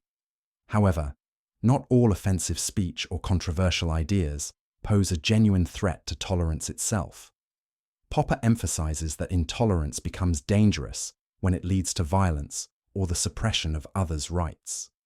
In such cases, society must be prepared to defend itself, even if that means restricting the freedoms of the intolerant. This idea is not just a theoretical puzzle, it has real-world implications. Throughout history, societies that have failed to address the threat of intolerance have often seen their freedoms eroded. For example, the rise of totalitarian regimes in the 20th century, such as Nazi Germany, can be viewed through the lens of the paradox of tolerance. In the years leading up to World War II, democratic societies tolerated the growing influence of extremist ideologies that ultimately sought to dismantle democracy itself. By the time these societies recognized the danger, it was too late to prevent the devastating consequences. Modern democracies continue to grapple with the paradox of tolerance. The rise of extremist movements, hate speech, and disinformation campaigns has reignited debates about the limits of free expression. Should societies allow groups that promote racism, xenophobia, or violence to freely spread their views? Or should there be legal and social mechanisms to curb these ideas before they cause harm? There is no easy answer, as the balance between protecting free speech and preventing harm is delicate and complex. Critics of Popper's argument warn against the dangers of overreach. If a society becomes too quick to label opposing views as intolerant, it risks stifling legitimate dissent and creating a culture of censorship. In this view, the best defense against intolerance is more speech, not less. Open debate and dialogue, they argue, are the most effective ways to expose and counter dangerous ideas. Silencing opposing viewpoints could backfire by driving these ideas underground, where they may fester and grow stronger without public scrutiny. On the other hand, proponents of Popper's position argue that certain forms of intolerance pose a direct threat to democratic institutions and social stability. They believe that allowing hate speech or extremist ideologies to spread unchecked creates an environment where violence and discrimination become normalized. In this framework, limiting the speech of intolerant groups is not an act of censorship, but a necessary measure to protect the broader values of freedom and equality. The legal systems of many democratic countries reflect this ongoing struggle. For instance, in the United States, the First Amendment protects freedom of speech to an extraordinary degree, even allowing the expression of deeply offensive or extremist views. The prevailing belief is that the best way to combat bad ideas is through open discourse rather than suppression. In contrast, several European countries, including Germany and Austria, have enacted laws that criminalize Holocaust denial and the promotion of Nazi ideology. These laws are grounded in the belief that some forms of intolerance are so dangerous that they must be actively suppressed. Beyond the legal sphere, the paradox of tolerance also raises ethical and philosophical questions. Is it ever morally acceptable to be intolerant of intolerance? If so, how do we determine which forms of intolerance cross the line? Popper suggests that the answer lies in the potential for harm. If intolerant speech or actions threaten the fundamental values of a free society, such as equality, human dignity, and the rule of law, then those views must be resisted. However, he also warns against using this principle as a pretext for authoritarian control. The goal is to strike a balance that protects society without undermining the freedom it seeks to preserve. In everyday life, the paradox of tolerance plays out in social and cultural contexts. Social media platforms, for example, face ongoing debates about content moderation. Should platforms allow users to share hateful or extremist views under the banner of free speech? Or do they have a responsibility to remove content that could incite violence or harm vulnerable communities? These questions have no easy answers, but they reflect the enduring relevance of Popper's paradox. Ultimately, the paradox of tolerance forces us to confront the limits of our own values. True tolerance is not simply the passive acceptance of all viewpoints, but the active defense of a society where everyone's rights are protected. This requires difficult judgments about when to draw the line and the courage to enforce those boundaries when necessary. By recognizing the inherent tension in the paradox of tolerance, societies can work toward a future where both freedom and justice can coexist, even in the face of those who seek to destroy them. The Grandfather Paradox, a classic time travel conundrum. The Grandfather Paradox is one of the most well-known and perplexing dilemmas associated with time travel. It has fascinated philosophers, scientists, and science fiction writers for decades. The paradox presents a situation where a person travels back in time and, through their actions, prevents their own grandfather from meeting their grandmother or from having children, thus preventing their own birth. The question that arises from this scenario is, if the time traveler was never born, how could they have traveled back in time in the first place to cause the event that prevented their birth? In essence, it creates a loop of causality where a person's existence becomes dependent on an event that would never have happened, making it impossible for that person to have existed in the first place. The paradox presents a profound challenge to our understanding of time, causality, and the nature of reality itself. If time travel to the past were possible, then such contradictions would seem inevitable. How can we reconcile the existence of a time traveler who alters the past without erasing their own existence? This is a puzzle that has intrigued thinkers for centuries, and there are a number of possible ways to approach the grandfather paradox. One of the simplest responses to the paradox is that time travel to the past is impossible because it leads to logical contradictions. This is a common perspective in traditional physics, where the laws of causality are held to be inviolable. In this view, if time travel were possible, the paradox would prevent it from occurring in the first place. Since a time traveler cannot exist if they erase their own existence, time travel to the past would simply be ruled out as a possibility. This idea is rooted in the principle of causality, the idea that every effect has a cause, and every cause leads to an effect in a logical and consistent manner. However, this viewpoint raises its own set of questions. If time travel were truly impossible, how do we explain the numerous depictions of time travel in literature and film, from H.G. Wells' The Time Machine to the Back to the Future trilogy and Doctor Who? These stories often feature time travelers who manipulate the past, and, despite the apparent paradoxes, the timelines seem to persist. Does this mean that time travel, as we imagine it in popular culture, operates under different rules than those proposed by the traditional laws of physics? Or is the grandfather paradox simply an artifact of our limited understanding of time and causality? One possible resolution to the paradox is known as the many worlds interpretation of time travel. According to this theory, when a time traveler goes back to the past and alters an event, such as preventing their grandfather from meeting their grandmother, they do not erase their own existence.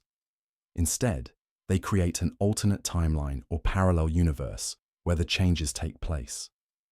In this new timeline, the time traveler never existed, but the original timeline remains intact. This means that the time traveler would return to their own original timeline, where they were still born and continue to exist.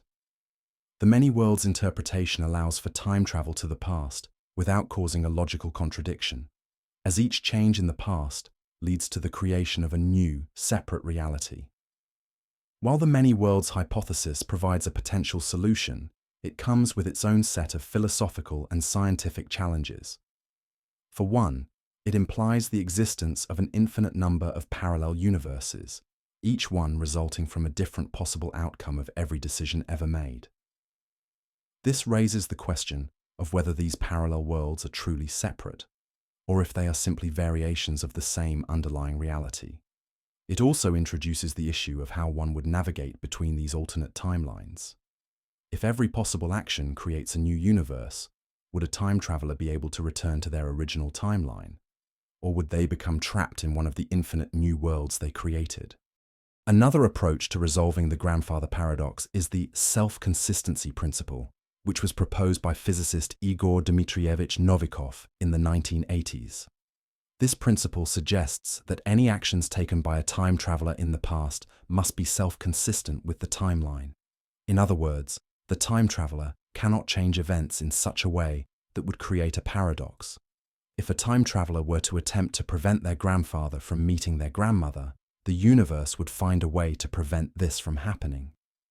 Perhaps the time traveler would be unable to find their grandfather, or they would accidentally cause events to unfold in such a way that their grandfather still meets their grandmother. According to the self-consistency principle, the laws of the universe would prevent paradoxes from arising, ensuring that the time traveler's existence remains intact. This concept is intriguing because it suggests that time travel might be possible, but only if the universe somehow corrects the timeline to prevent paradoxical events from occurring. The self-consistency principle offers a potential way for time travelers to alter the past without causing contradictions, but it also raises questions about free will and determinism. If the universe enforces self-consistency, does this mean that all events in the past were predestined, and that the time traveler's actions were always part of the original timeline? Or is there still room for unpredictability and choice within the framework of time travel? A more radical solution to the grandfather paradox comes from the field of quantum mechanics, which introduces the concept of quantum indeterminacy. According to this theory, the universe at its most fundamental level is governed by probabilities rather than strict determinism. This means that events can unfold in multiple possible ways, and the outcome of any given situation is not predetermined. In the context of time travel, this could imply that a time traveler's actions in the past could lead to a range of possible outcomes, including the possibility of creating a new timeline where they never existed. However, because the future is not strictly determined by the past, the time traveler could still return to their original timeline despite the changes they made. In this view, the grandfather paradox could be seen as a manifestation of the probabilistic nature of the universe. Time travel does not create contradictions, because the universe is not governed by a single fixed timeline. Instead, it is a web of interrelated possibilities, and each action taken by a time traveler opens up new possibilities for the future. The grandfather paradox continues to be a subject of much debate, both in philosophy and in science.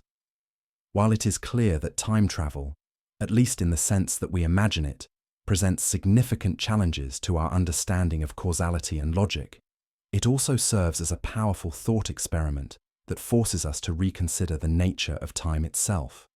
Whether we ever develop the technology to travel through time remains an open question, but the paradoxes that arise from such speculation have provided us with valuable insights into the complexities of time, reality, and existence. Ultimately, the grandfather paradox may not have a definitive solution, but it invites us to explore the limits of our understanding and to challenge our assumptions about how the universe operates. In doing so, it continues to captivate our imagination, offering a glimpse into a world where the boundaries of time and space are not fixed, and where the consequences of our actions may not always unfold in ways we can predict. The friendship paradox. Why your friends have more friends than you. The friendship paradox is a concept that may seem counterintuitive at first, yet it's something that most people can easily relate to. Simply put, it's the observation that, on average, your friends have more friends than you do. It's a strange, puzzling reality that makes us question our social circles and the dynamics of friendship itself. Why does this paradox occur? How does it affect our understanding of social networks? And what does it say about the nature of friendships and social connections in general? At its core, the friendship paradox arises from the way social networks are structured. We tend to think about our social connections in a very individual way, assuming that everyone in our circle of friends is roughly similar to us in terms of their social connections.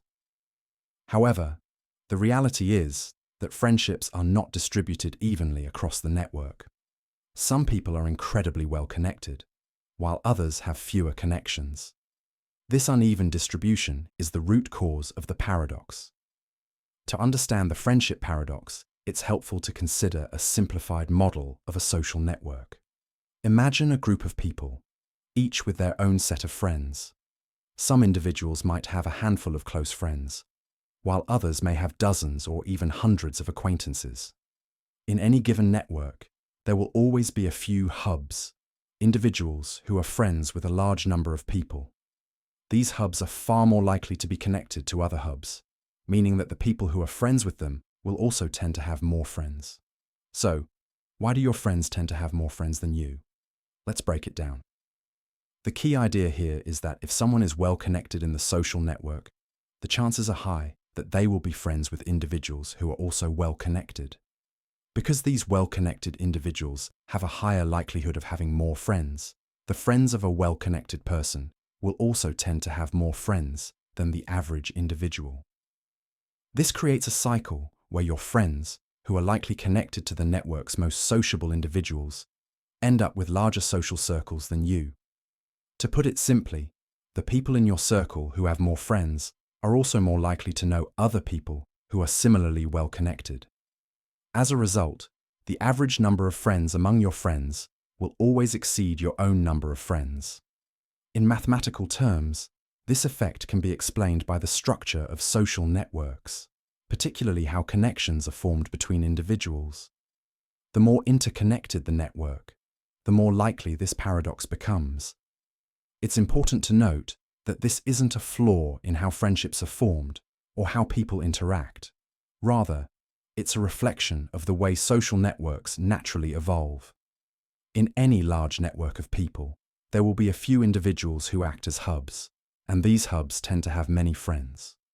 These hubs create a disproportionate effect on the average number of friends that individuals in the network have, making it appear as though your friends have more connections than you do.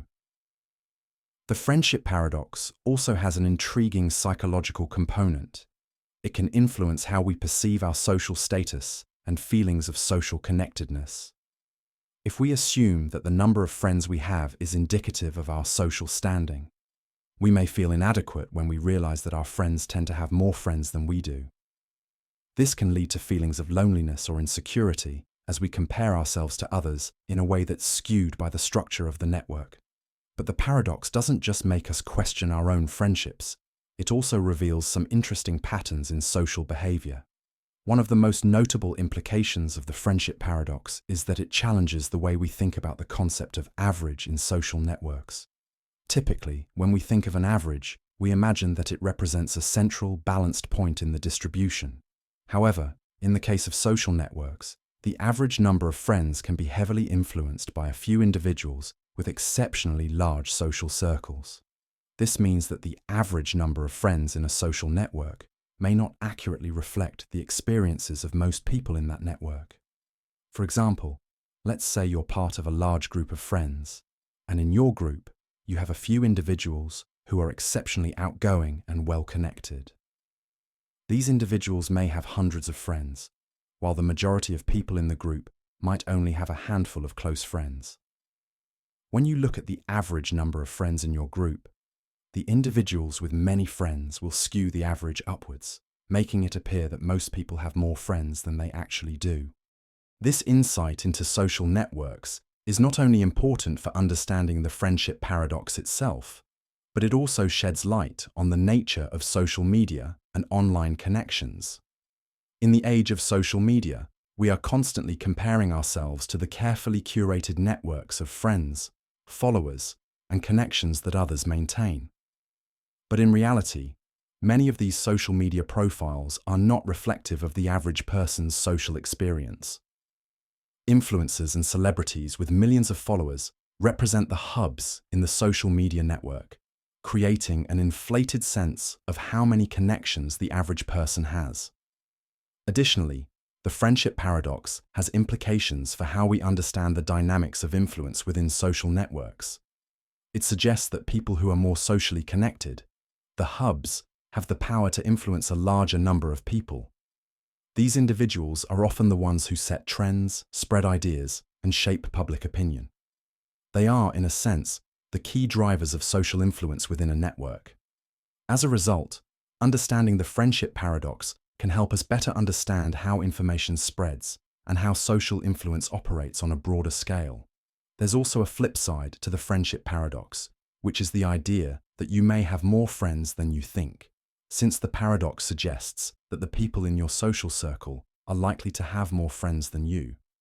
It also implies that your friends are connected to other individuals who, in turn, may have fewer friends than you. This means that while your immediate friends may have larger social circles, you may still be connected to individuals in your network who have more limited connections. In this way, you may be part of a larger network of friendships than you realize. The friendship paradox may also shed light on how we value and form friendships. While we might envy the large social circles of others, the paradox suggests that the value of a friendship isn't always tied to the number of people involved.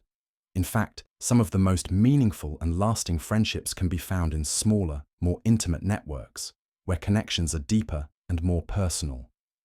Ultimately, the friendship paradox is a reminder that our social networks are complex, and that the dynamics of friendship and connection don't always follow the rules we expect. The next time you feel like your friends have more friends than you, remember that it's not necessarily a reflection of your worth or social standing. Instead, it's a quirk of the way social networks are structured, a quirk that reveals much about the hidden patterns and forces that shape the way we connect with others. And just as importantly, it offers a new perspective on the nature of friendship itself. That true connection is often about quality, not quantity. The Fermi paradox. Where are all the aliens? The Fermi paradox is one of the most intriguing and puzzling questions in science and philosophy. Where are all the aliens? This paradox is named after physicist Enrico Fermi, who famously asked, "Where is everybody?" during a casual conversation in 1950, after discussing the high probability of extraterrestrial civilizations existing in the vast expanse of the universe. Yet, despite this seemingly high probability, we have not found any concrete evidence of intelligent life beyond Earth. The question has since sparked debate among scientists, astronomers, and thinkers about the existence of extraterrestrial life and the reasons why we haven't yet made contact. The premise of the Fermi paradox is rooted in the sheer scale of the universe. Our Milky Way galaxy alone is home to hundreds of billions of stars, many of which have planets orbiting them, some of which may be located in the habitable zone where conditions could support life. This idea is further reinforced by the discovery of exoplanets, or planets outside our solar system. As of now, thousands of exoplanets have been discovered, many of which appear to have the necessary conditions for life, such as liquid water, an atmosphere, and stable temperatures. Given the vast number of stars and planets in the universe, it seems almost certain that life, in some form, must exist elsewhere. Moreover, the age of the universe itself adds to the paradox. The universe is estimated to be about 13.8 billion years old, far older than our own planet, which is around 4.5 billion years old. This means that if intelligent life developed somewhere else, it could have had billions of years to advance technologically and possibly even colonize other star systems. With such an extensive time frame, one might expect that we would have already detected some form of alien civilization, whether through radio signals, space probes, or other methods of communication. Yet, despite the vastness of the universe and the likelihood that alien life exists, we are still in the dark about whether we are truly alone in the cosmos. This is the essence of the Fermi paradox. Given the high probability of extraterrestrial civilizations, the lack of any definitive evidence or contact with them is perplexing. So, what are some of the possible explanations for this paradox? One possible explanation is that intelligent extraterrestrial civilizations are rare or short-lived. While the conditions for life may be common in the universe, the development of intelligent life capable of communication or space travel may be an exceedingly rare event. This idea is supported by the notion that the evolution of intelligence might be an incredibly complex and improbable process, requiring a series of very specific conditions and events.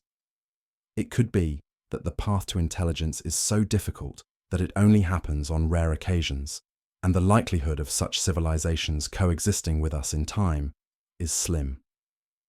Another explanation suggests that advanced civilizations may not be interested in making contact. This hypothesis proposes that extraterrestrial civilizations could be intentionally avoiding us, either because they don't want to interfere with our development or because they have no interest in interacting with us at all. This idea is similar to the prime directive concept from science fiction, where advanced civilizations refrain from intervening in the natural evolution of less advanced civilizations. If aliens are aware of us, they might choose to observe from a distance, avoiding any direct contact to preserve the natural course of our development, or to avoid potentially dangerous interactions. On the other hand, it's also possible that extraterrestrial civilizations are simply too far away for us to detect or communicate with them. The vast distances between stars and galaxies present a significant obstacle for interstellar communication. Even if an alien civilization exists in our galaxy, the vastness of space makes it incredibly difficult for us to detect their signals or make contact. Radio signals, for example, travel at the speed of light, and even at this extraordinary speed, it would take years, decades, or even centuries to reach distant stars. The idea of extraterrestrial civilizations being spread out across such immense distances means that even if they do exist, they might be too far away for us to detect their presence. This concept is further complicated by the fact that our methods of searching for extraterrestrial signals are still quite limited. While we have been listening for alien radio signals using projects like SETI, Search for Extraterrestrial Intelligence, the technology we have is still relatively primitive compared to what may be required to detect signals from advanced civilizations. Alien civilizations may be using communication methods that we are not yet capable of detecting. They might use different frequencies, forms of radiation, or even technologies far beyond our current understanding of physics. Another intriguing explanation for the Fermi paradox is the possibility that alien civilizations have already visited Earth, but we are unaware of it. Some proponents of this theory suggest that extraterrestrial life has made contact in the past, but the evidence of such encounters has been suppressed or hidden. Perhaps alien civilizations have visited us in the distant past and left behind clues that we haven't yet deciphered. Ancient civilizations, for example, have left us with artifacts, structures, and myths that some believe could point to extraterrestrial encounters. While this theory remains highly speculative and controversial, it raises interesting questions about how we interpret history and the possibility of hidden truths. There's also the hypothesis that alien civilizations may have self-destructed before achieving the capability for interstellar travel or communication. This theory is based on the idea that advanced civilizations might inevitably face existential threats, such as nuclear war, environmental collapse, or other forms of self-destruction, before they can explore the stars. This creates a sort of great filter, a barrier that prevents civilizations from reaching a level of technology that allows them to colonize space or communicate across vast distances. If this is the case, it would suggest that while intelligent life may be common in the universe, the ability to survive long enough to reach the stars is extremely rare. One other possibility is that we are simply looking for the wrong signs of alien life. Perhaps the type of life or intelligence that exists elsewhere is so different from our own that we are unable to recognize it, even if it's right in front of us. For example, extraterrestrial civilizations might not use the same methods of communication that we do, or they might exist in forms of life that are radically different from our own biological understanding. It's possible that we are only looking for alien life based on our own experiences and expectations, which limits our ability to detect it. The Fermi paradox also raises deeper philosophical questions about our place in the universe. If intelligent life is so rare, what does that say about the significance of human existence? Are we truly unique in the universe, or is the lack of contact with aliens a reflection of our own isolation in the cosmos? And if alien civilizations are out there but we can't detect them, does that mean we will never know them? Or does it suggest that our future in the universe could be very different from what we expect? Ultimately, the Fermi paradox is a mystery that continues to puzzle scientists and philosophers alike. Despite the odds, the question of where all the aliens are remains unanswered, leaving us to wonder if we are truly alone in the universe, or if the answer lies just beyond our current understanding. As technology advances and our exploration of the cosmos continues, perhaps one day we will uncover the truth behind the Fermi paradox. Until then, it remains one of the most profound and intriguing questions of our time. The paradox of free will. Can we be both free and determined? The concept of free will has been a topic of philosophical debate for centuries. At its core, free will refers to the ability of individuals to make choices that are not determined by external forces, genetics, or previous events. It's the idea that we can exercise control over our actions and decisions, that we are not mere puppets in the grand scheme of life. However, alongside this notion of freedom, we face another reality: determinism. Determinism suggests that every event, including human actions, is determined by preceding causes, often related to the laws of nature or previous actions. The clash between the two concepts, free will and determinism, presents a profound paradox. Can we truly be free in a world governed by determinism? Can we reconcile the two, or must we choose one over the other? The roots of this paradox lie deep in the foundations of philosophy and science. Determinism holds that everything that happens is the result of preceding conditions. If we could know all the variables of a given situation, we would be able to predict the outcome with certainty. In this view, the universe operates like a giant clockwork mechanism, with every event, from the falling of an apple to the complex thoughts in our minds, being a result of prior causes. If our thoughts, actions, and decisions are determined by these causes, then it would seem that we are not truly free.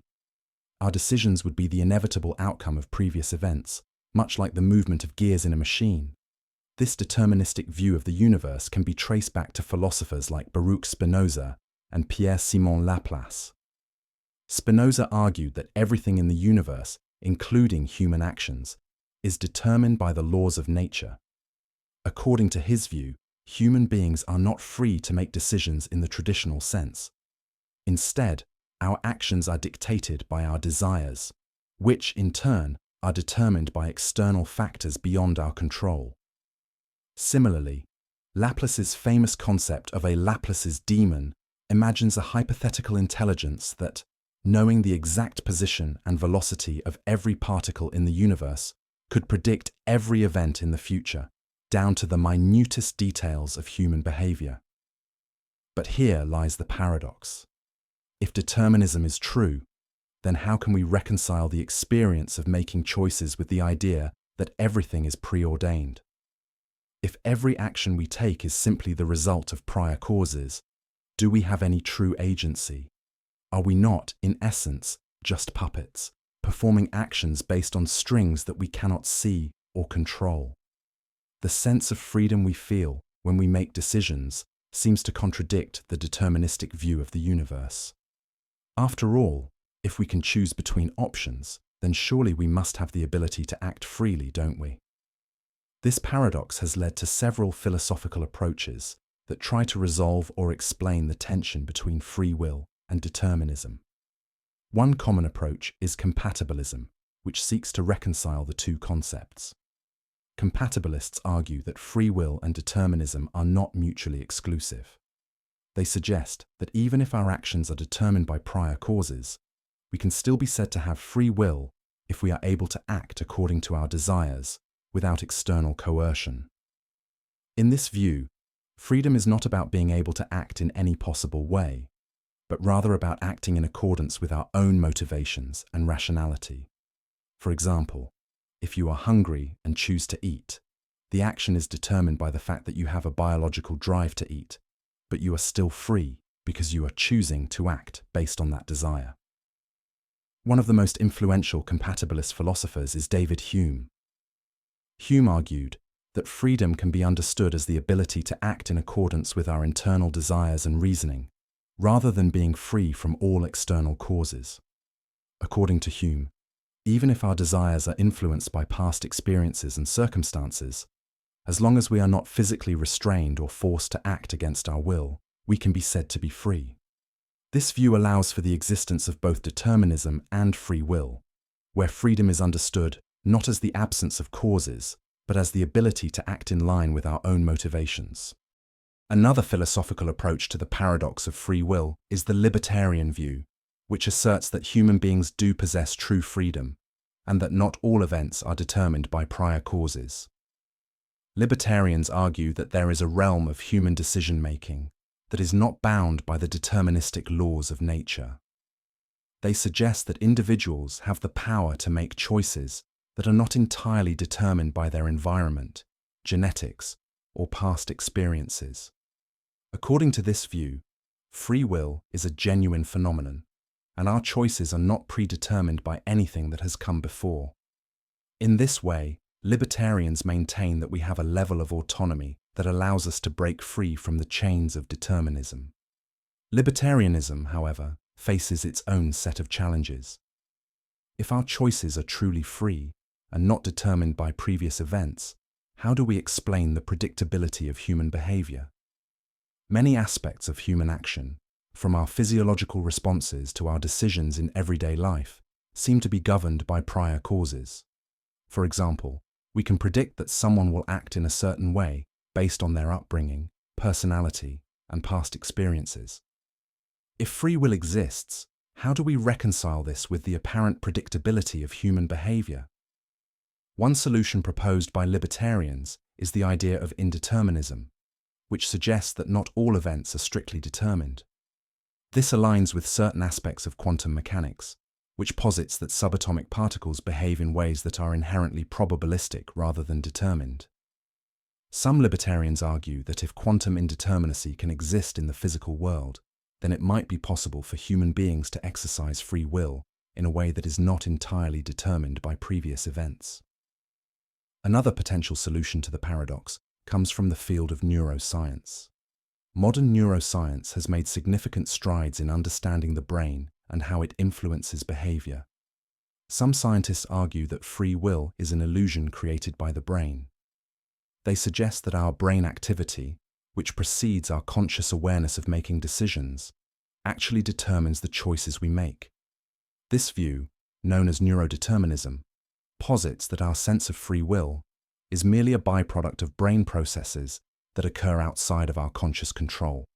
In this view, our decisions are determined by the brain's internal mechanisms, and the feeling of freedom is just a cognitive illusion. However, there is a counterpoint to this deterministic view of the brain. Some argue that even if brain activity precedes conscious decision-making, this does not necessarily negate free will. The conscious mind could still play a role in influencing decisions, even if those decisions are shaped by neural processes. This ongoing debate continues to be a significant area of inquiry within the field of neuroscience and philosophy. Ultimately, the paradox of free will is one of the most profound and difficult questions in philosophy. It challenges our understanding of agency, responsibility, and what it means to be human. Can we truly be free if our actions are determined by causes beyond our control? Or is freedom simply the ability to act according to our desires and motivations, even if those desires are shaped by external forces? The answers to these questions may never be fully resolved, but the exploration of free will and determinism continues to be an essential part of our understanding of the human experience. The paradox of the ravens: observation and evidence in logic. The paradox of the ravens, also known as Hempel's paradox after philosopher Carl Hempel who first introduced it, is a problem that raises interesting questions about evidence, observation, and the way we form conclusions in logic and science. On the surface, it appears straightforward. Does the observation of a black raven confirm the generalization that all ravens are black? The paradox begins when we consider a seemingly unrelated piece of evidence. Does observing a green apple also confirm the same generalization? While both cases seem logically connected, they challenge our understanding of how observation works in relation to evidence and theory. At the heart of the paradox of the ravens is the principle of confirmation theory, which deals with how evidence supports or contradicts a hypothesis or theory. The general hypothesis or claim in question in the paradox of the ravens is the statement, "All ravens are black." This statement is a universal claim about ravens and their color. A typical way of evaluating this hypothesis would involve finding evidence of black ravens in nature. If you observe a black raven, it would seem to support the hypothesis that all ravens are black, which aligns with our everyday understanding of how evidence works. After all, the evidence seems to directly support the theory in question. But here's where things get tricky. According to confirmation theory, any evidence that does not contradict a hypothesis should count as supporting it. This means that the observation of a black raven is not the only type of observation that could provide evidence for the claim that all ravens are black. In fact, if you observe a non-black object, like a green apple, you can also be supporting the hypothesis that all ravens are black, albeit in a more indirect and seemingly counterintuitive way. The logic behind this is that the statement, "all ravens are black," can be rephrased as its contrapositive. If something is not black, then it is not a raven. So, when you observe a green apple, you are confirming the contrapositive statement, as a green apple is not black, and importantly, it is not a raven. This reasoning introduces the paradox. On one hand, observing a black raven clearly seems to support the hypothesis that all ravens are black. But on the other hand, the observation of a green apple also seems to count as evidence in support of that same hypothesis, even though the apple is not a raven at all. The problem arises from the fact that we intuitively don't think of the observation of non-black non-ravens as providing evidence for the claim about the color of ravens. It feels strange to say that the sighting of a green apple, something completely unrelated to ravens, provides any meaningful evidence in support of the statement that all ravens are black. So, if the observation of non-black non-ravens counts as evidence, why does it feel counterintuitive or even wrong to consider it as evidence for the blackness of ravens? Hempel's paradox highlights a discrepancy between formal logic and our everyday intuitions about evidence. In formal logic, evidence that supports or does not contradict a theory is considered relevant.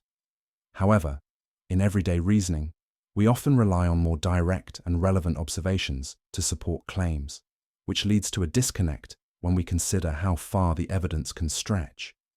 We expect that evidence must have some degree of direct relevance to the hypothesis being tested. When faced with seemingly irrelevant observations, like the green apple, it feels unnatural to consider them as evidence. But according to the formal rules of confirmation theory, they are valid. The paradox of the ravens can also be understood in terms of probability theory. If we are looking for evidence to support the hypothesis that all ravens are black, observing a black raven increases the probability of the hypothesis being true. However, observing a green apple decreases the probability of the negation of the hypothesis that not all ravens are black, which is still a form of indirect confirmation. This highlights a subtle yet important point about confirmation. Evidence doesn't always work in a straightforward manner, and something can confirm a theory without being directly related to it. This paradox raises critical questions about how we evaluate evidence in science and in life. How do we distinguish between relevant and irrelevant evidence? What makes certain pieces of evidence more persuasive or meaningful than others? And, more fundamentally, how do we understand the nature of evidence itself? The paradox of the ravens challenges the way we think about these questions. It reminds us that evidence is not always as straightforward as we might like it to be. Sometimes evidence that seems irrelevant can be valid, and sometimes evidence that feels directly related may not be as conclusive as we expect. One way to resolve the paradox is to acknowledge that not all confirmations are equally strong. While observing a green apple may technically confirm the hypothesis that all ravens are black, the strength of that confirmation is very weak compared to the observation of a black raven. This approach suggests that evidence, even if it logically supports a hypothesis, is not always equally powerful in confirming it. The more direct and relevant the evidence is to the hypothesis, the stronger the confirmation. Philosophers have also explored the idea that the paradox reflects a misunderstanding of how confirmation works. Some propose that the paradox arises because we are conflating the confirmation of a hypothesis with the process of testing it. In other words, while the observation of a green apple does logically confirm the hypothesis that all ravens are black, it does not actively contribute to testing or falsifying the hypothesis. Testing a hypothesis requires observations that have a more direct relationship with the claim being tested, rather than observations of irrelevant objects. In practical terms, the paradox of the ravens also raises challenges for scientific reasoning. Scientists often need to distinguish between evidence that is directly relevant to a hypothesis and evidence that is incidental or unrelated. When testing a hypothesis, scientists must consider the source, quality, and relevance of the evidence they gather. The paradox forces us to confront the limitations of formal logic and reminds us that our intuitions about evidence are not always aligned with the technical rules of reasoning. Ultimately, the paradox of the ravens reveals the complexity and nuance of logical reasoning and evidence. It forces us to ask difficult questions about how we evaluate the things we observe in the world around us, and whether or not our intuitions about evidence are always reliable. The paradox also challenges the idea that evidence must always be direct and straightforward. Sometimes, the connections between observations and conclusions are far more indirect than we might expect, and these indirect confirmations can still play a role in the strength of an argument. At its core, the paradox of the ravens serves as a reminder that logic and reasoning are not always as simple as they may seem. It challenges our understanding of evidence, observation, and how we make conclusions about the world. Through the paradox, we see that what appears to be obvious on the surface may not always be so clear when we take a deeper look into the structure of reasoning itself. The paradox teaches us that to understand how evidence truly works, we must be willing to question our assumptions and embrace the complexities of logical thinking. The Pinocchio paradox. When lies become true. The Pinocchio paradox is a fascinating and perplexing logical problem that challenges our understanding of truth, lies, and self-reference. It's based on the fictional character of Pinocchio, the wooden puppet created by Geppetto, whose nose grows whenever he tells a lie. In the paradox, Pinocchio's statement, "My nose will grow now," creates a situation that confounds logic and presents us with a puzzle that has intrigued philosophers, logicians, and thinkers for decades. The paradox centers around the question, if Pinocchio says that his nose will grow, what happens? Does his nose grow or not? And if it does that mean he was telling the truth, or does it mean he was lying? Let's break down the paradox and explore why this simple statement becomes so troublesome. The Pinocchio paradox stems from a contradiction that arises when we try to interpret the truth of Pinocchio's statement. If his nose grows, then according to the rules of the Pinocchio story, he must have been lying. But if he's lying, then his nose should not grow. This creates a situation where both possibilities, his nose growing or not growing, lead to logical inconsistencies. The paradox presents us with a self-referential loop. where the statement, "my nose will grow now," refers back to itself in a way that makes it impossible to determine whether the statement is true or false. To understand the paradox more deeply, we need to consider how the concept of truth works in self-referential statements. In ordinary language, a statement is considered true if it corresponds to reality. For example, the statement, "it is raining outside," is true if, and only if, it is actually raining outside. Similarly, a statement is considered false if it does not correspond to reality. The statement, "it is not raining outside," would be false if it is indeed raining outside. These are straightforward cases of truth and falsehood. However, in the case of Pinocchio's statement, we are faced with a paradoxical situation where the truth value of the statement cannot be determined without creating a contradiction. This is because the statement refers to an action, the growth of his nose, that depends on whether the statement is true or false. If the statement is true, then Pinocchio's nose should grow, which would mean that he was lying, since his nose only grows when he lies.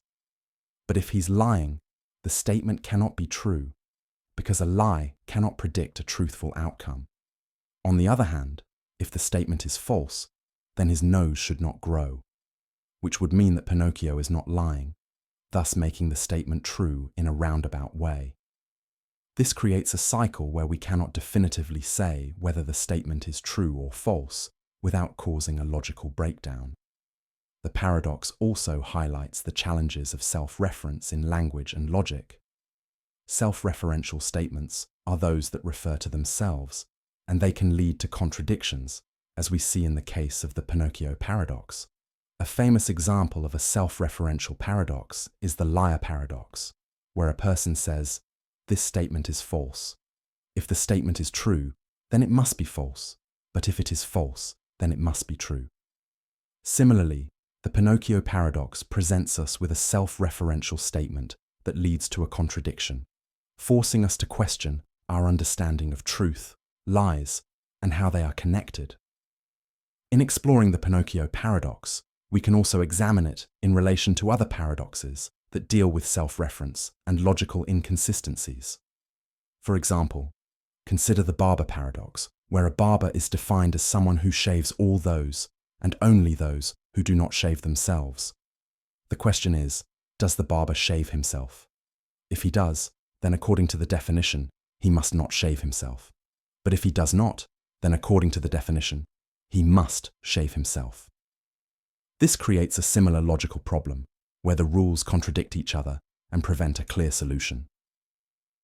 The Pinocchio paradox, like the liar paradox and the Barber paradox, illustrates the limitations of our conventional understanding of truth and logic.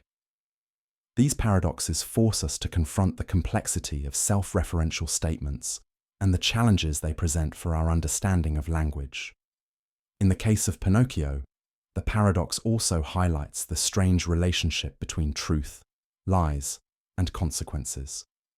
In the fictional world of Pinocchio, the growth of his nose is a direct consequence of his lies, creating a feedback loop that complicates the process of determining whether he is telling the truth or lying.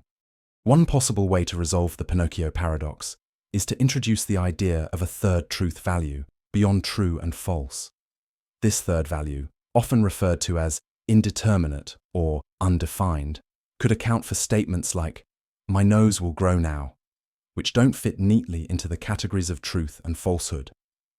This approach is used in certain logical systems, such as paraconsistent logic or fuzzy logic, where contradictions are allowed to exist without causing logical collapse. In such systems, a statement can be both true and false, or it can be neither true nor false, depending on the context. Another approach to resolving the paradox is to acknowledge that the rules governing Pinocchio's nose and the conditions for truth and falsehood are themselves paradoxical or self-contradictory.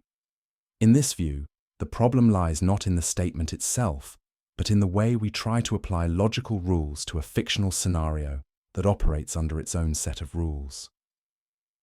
The Pinocchio paradox may simply be a reminder that our logical systems, while useful for making sense of the world, are not always equipped to handle every situation, especially when self-reference and paradoxes are involved. The Pinocchio paradox also raises interesting questions about the nature of lies and truth in the real world. In the story, Pinocchio's nose grows when he lies, providing a visible, physical consequence for dishonesty. In real life, however, lies do not have such clear, immediate consequences. Lies can be subtle, complex, and difficult to detect, and their consequences are not always as straightforward as a growing nose. This contrast between the fictional and the real world invites us to think more deeply about the role of lies and truth in our lives, and how we evaluate the honesty of others. In conclusion, the Pinocchio paradox is a fascinating exploration of truth, lies, and self-reference. It presents a logical puzzle that forces us to question the foundations of our understanding of truth and falsity, and it challenges us to think about how language, logic, and consequences are interconnected. Whether we view the paradox as a philosophical problem, a logical conundrum, or a playful thought experiment, it ultimately serves as a reminder that our attempts to understand truth and lies are not always as simple as they seem.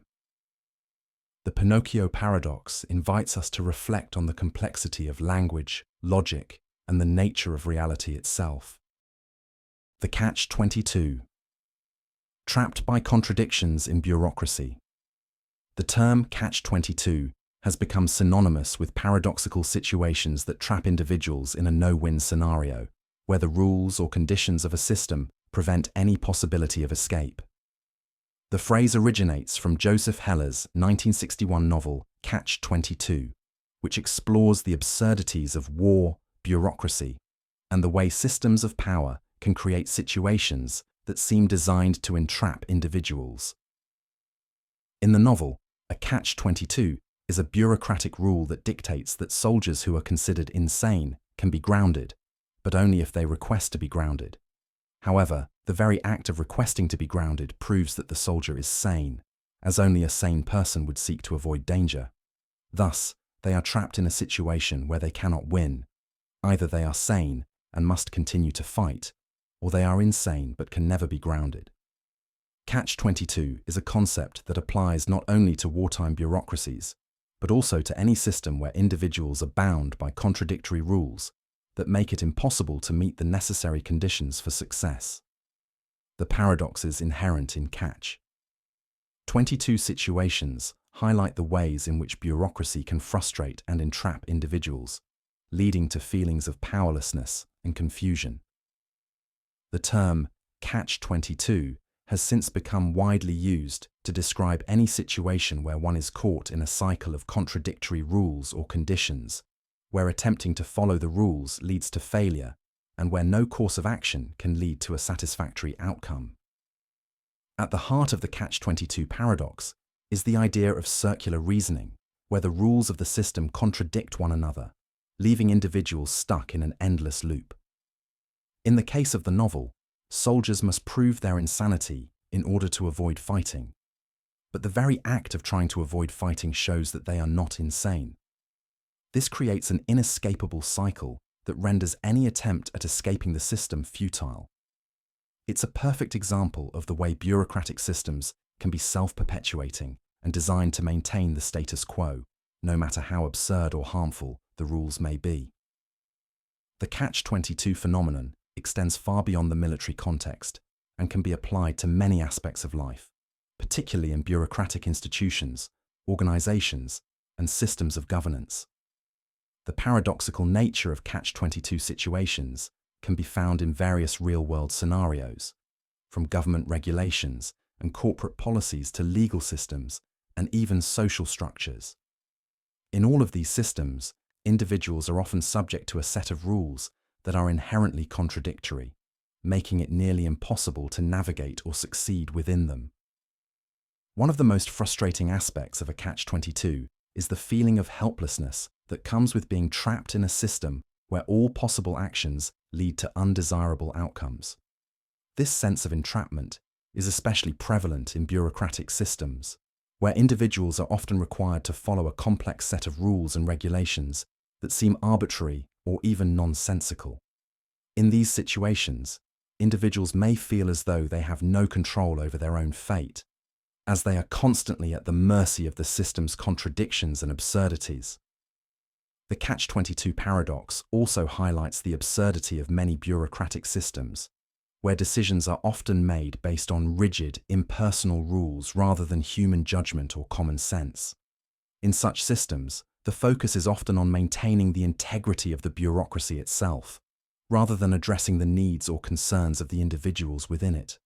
This can lead to situations where people are forced to jump through hoops or navigate complex procedures, only to find that their efforts are in vain because of the contradictory nature of the system. For example, in many government agencies, individuals seeking benefits or assistance are required to fill out extensive paperwork, provide documentation, and meet various eligibility criteria. However, the very process of gathering the necessary information may be complicated by contradictory or confusing rules. In some cases, the paperwork required to apply for benefits may be impossible to obtain without first receiving those benefits. This creates a catch-22, where individuals are required to meet conditions that are inherently impossible to fulfill, leaving them stuck in a bureaucratic limbo. The concept of catch-22 can also be seen in the corporate world, where employees may find themselves trapped in paradoxical situations that prevent them from advancing in their careers. For instance, many workers are required to have a certain level of experience in order to be hired for a job. But the very act of applying for the job requires that they already have experience. This creates a vicious cycle, where job seekers are unable to break into the workforce because they lack the experience required for employment, yet they cannot gain that experience without first being employed. In legal systems, the catch-22 paradox can also be found in situations where individuals are caught between contradictory laws or regulations. For example, a person may be required to follow a particular legal procedure to resolve a dispute, but the procedure itself may be so complex or inaccessible that they are unable to comply with it.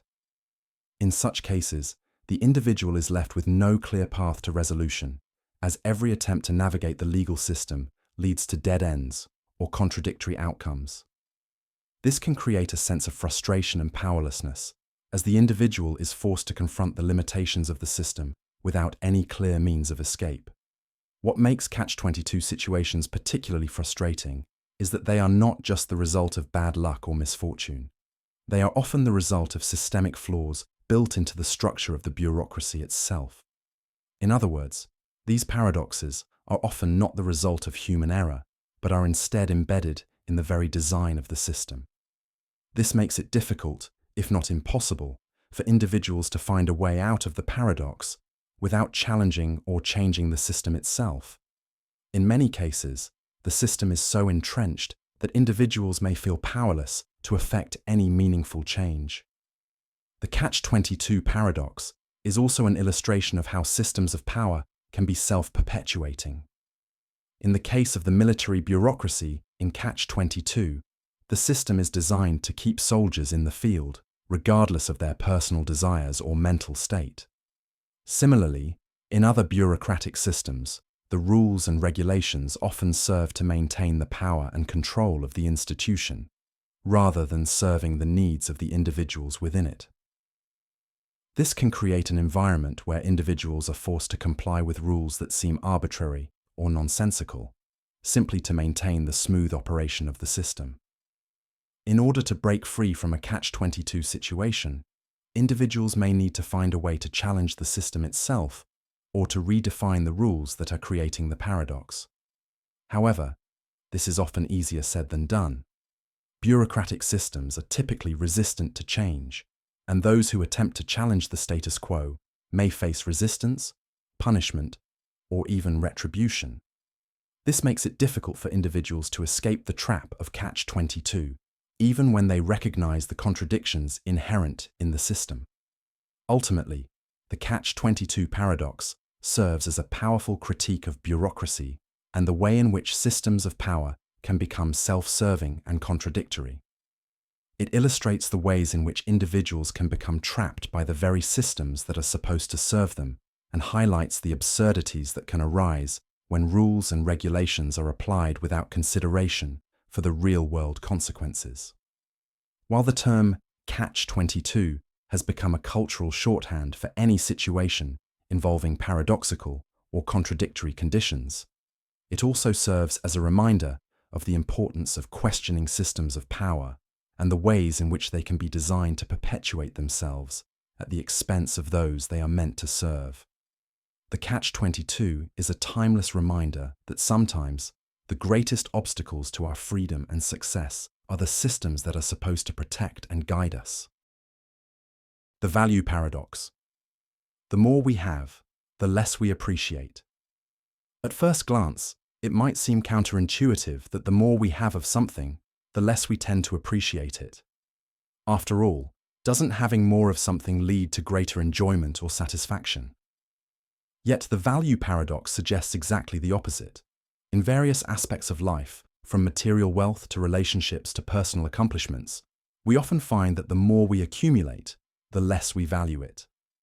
This paradox is not just a psychological curiosity, but a deep insight into human behavior and the nature of how we interact with the world. To understand this paradox, we need to delve into the way human psychology works when it comes to value and appreciation. On one hand, having more of something, be it possessions, success, or experiences, should logically make us happier or more fulfilled. However, research has shown that beyond a certain point, acquiring more material goods or achieving more success does not correlate with increased happiness. Instead, it often leads to a phenomenon known as the hedonic treadmill, where people quickly adapt to new circumstances, and the initial joy or excitement of acquiring something new diminishes over time. The concept of the hedonic treadmill explains why people often find themselves in a perpetual state of wanting more, even after they've obtained a great deal. Imagine that you work hard to buy your dream car, a shiny, sleek sports car.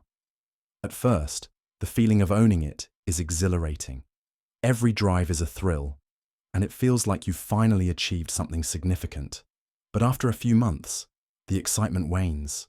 The car becomes just another part of your life, and the initial joy it brought fades into the background. Now, instead of feeling happy every time you get in it, you might notice minor inconveniences.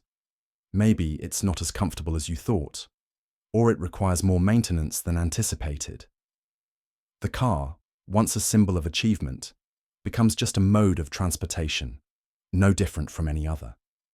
This experience isn't limited to physical possessions. It extends to many aspects of life.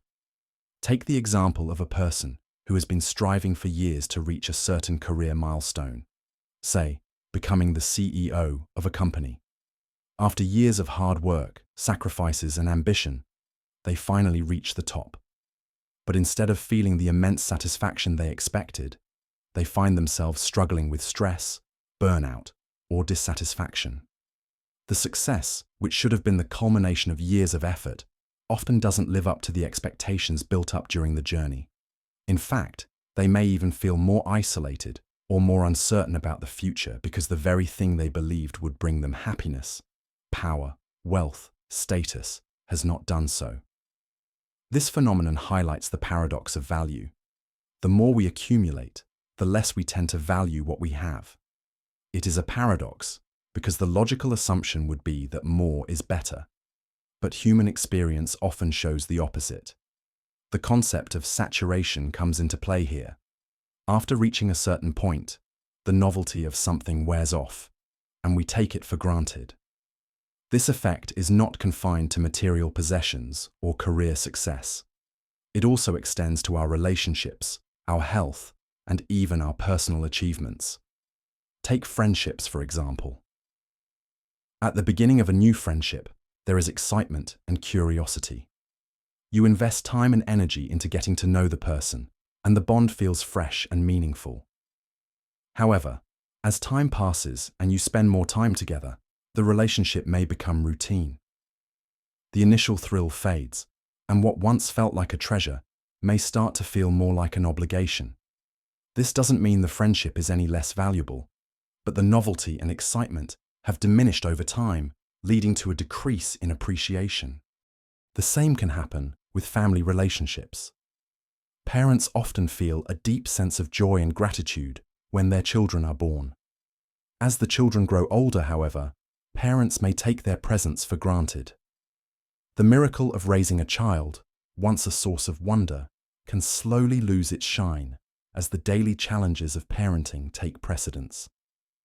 The same children who were once a source of amazement can, over time, become a source of stress or frustration. The initial appreciation for the gift of life and growth diminishes as the daily grind of family life takes over.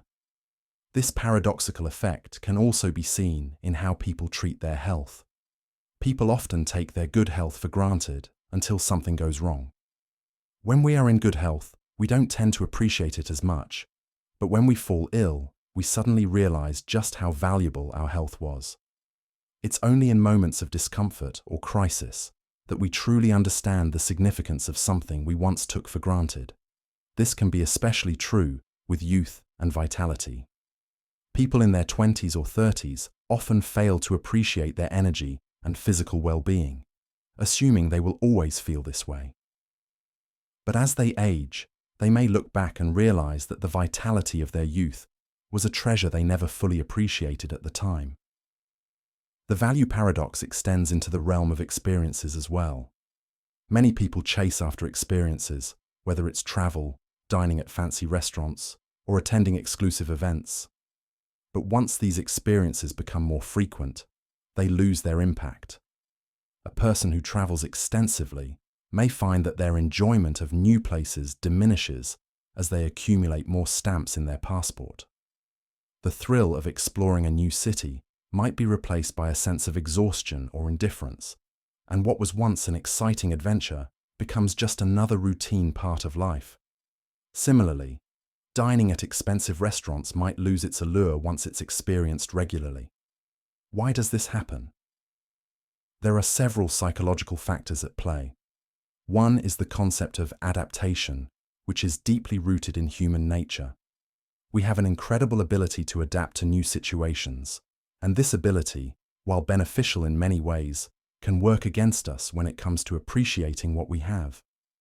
The novelty of a new possession, experience, or achievement fades as we become accustomed to it. This process of adaptation allows us to cope with the mundane, but it also prevents us from holding on to the initial sense of wonder or appreciation. Another factor is the constant pressure to achieve more. In a society driven by success and the pursuit of bigger and better things, people are often conditioned to always want more. This creates a mindset where nothing is ever enough, and the value of what we already have diminishes in the face of what we think we should be striving for next. This constant chase for the next big thing can cause us to overlook the value of the present moment, which in turn diminishes our appreciation for the things we already possess. The value paradox is also linked to a deeper philosophical question about happiness and fulfillment. If more possessions, achievements, or experiences don't bring lasting happiness, what does? Is it possible to find satisfaction in having less, or in simply appreciating what we already have? Many philosophies, such as Stoicism and Buddhism, emphasize the importance of gratitude, mindfulness, and contentment with the present moment. These teachings suggest that true fulfillment comes not from the accumulation of external things, but from an inner sense of peace and appreciation for what is already here. The key to overcoming the value paradox may lie in practicing mindfulness and gratitude. By consciously focusing on the present moment and appreciating the things we already have, we can counteract the tendency to take them for granted. It's about cultivating an awareness of the value in our everyday lives, whether it's in the relationships we have, the opportunities before us, or the simple pleasures that often go unnoticed. Gratitude has been shown to increase happiness and satisfaction, as it encourages us to reflect on what is good and meaningful in our lives, rather than constantly focusing on what we lack. Ultimately, the value paradox teaches us an important lesson: that more is not always better, and that true happiness often comes not from accumulating more, but from learning to appreciate what we already have. By slowing down, becoming more present, and embracing gratitude, we can begin to reverse the effects of the paradox and find deeper satisfaction in the things that truly matter. The paradox of choice. Can too many options be harmful? In today's world, we are bombarded with choices at every turn, from the simplest decisions, like what to eat for lunch, to the most significant life-altering choices, such as which career path to pursue or whom to marry. Our lives are filled with a seemingly endless array of options. The abundance of choices may seem like a luxury, something that allows us to create the life we desire, tailored precisely to our preferences. But there's an unsettling truth beneath this abundance. The paradox of choice suggests that more options can actually lead to less satisfaction, greater anxiety, and even paralysis.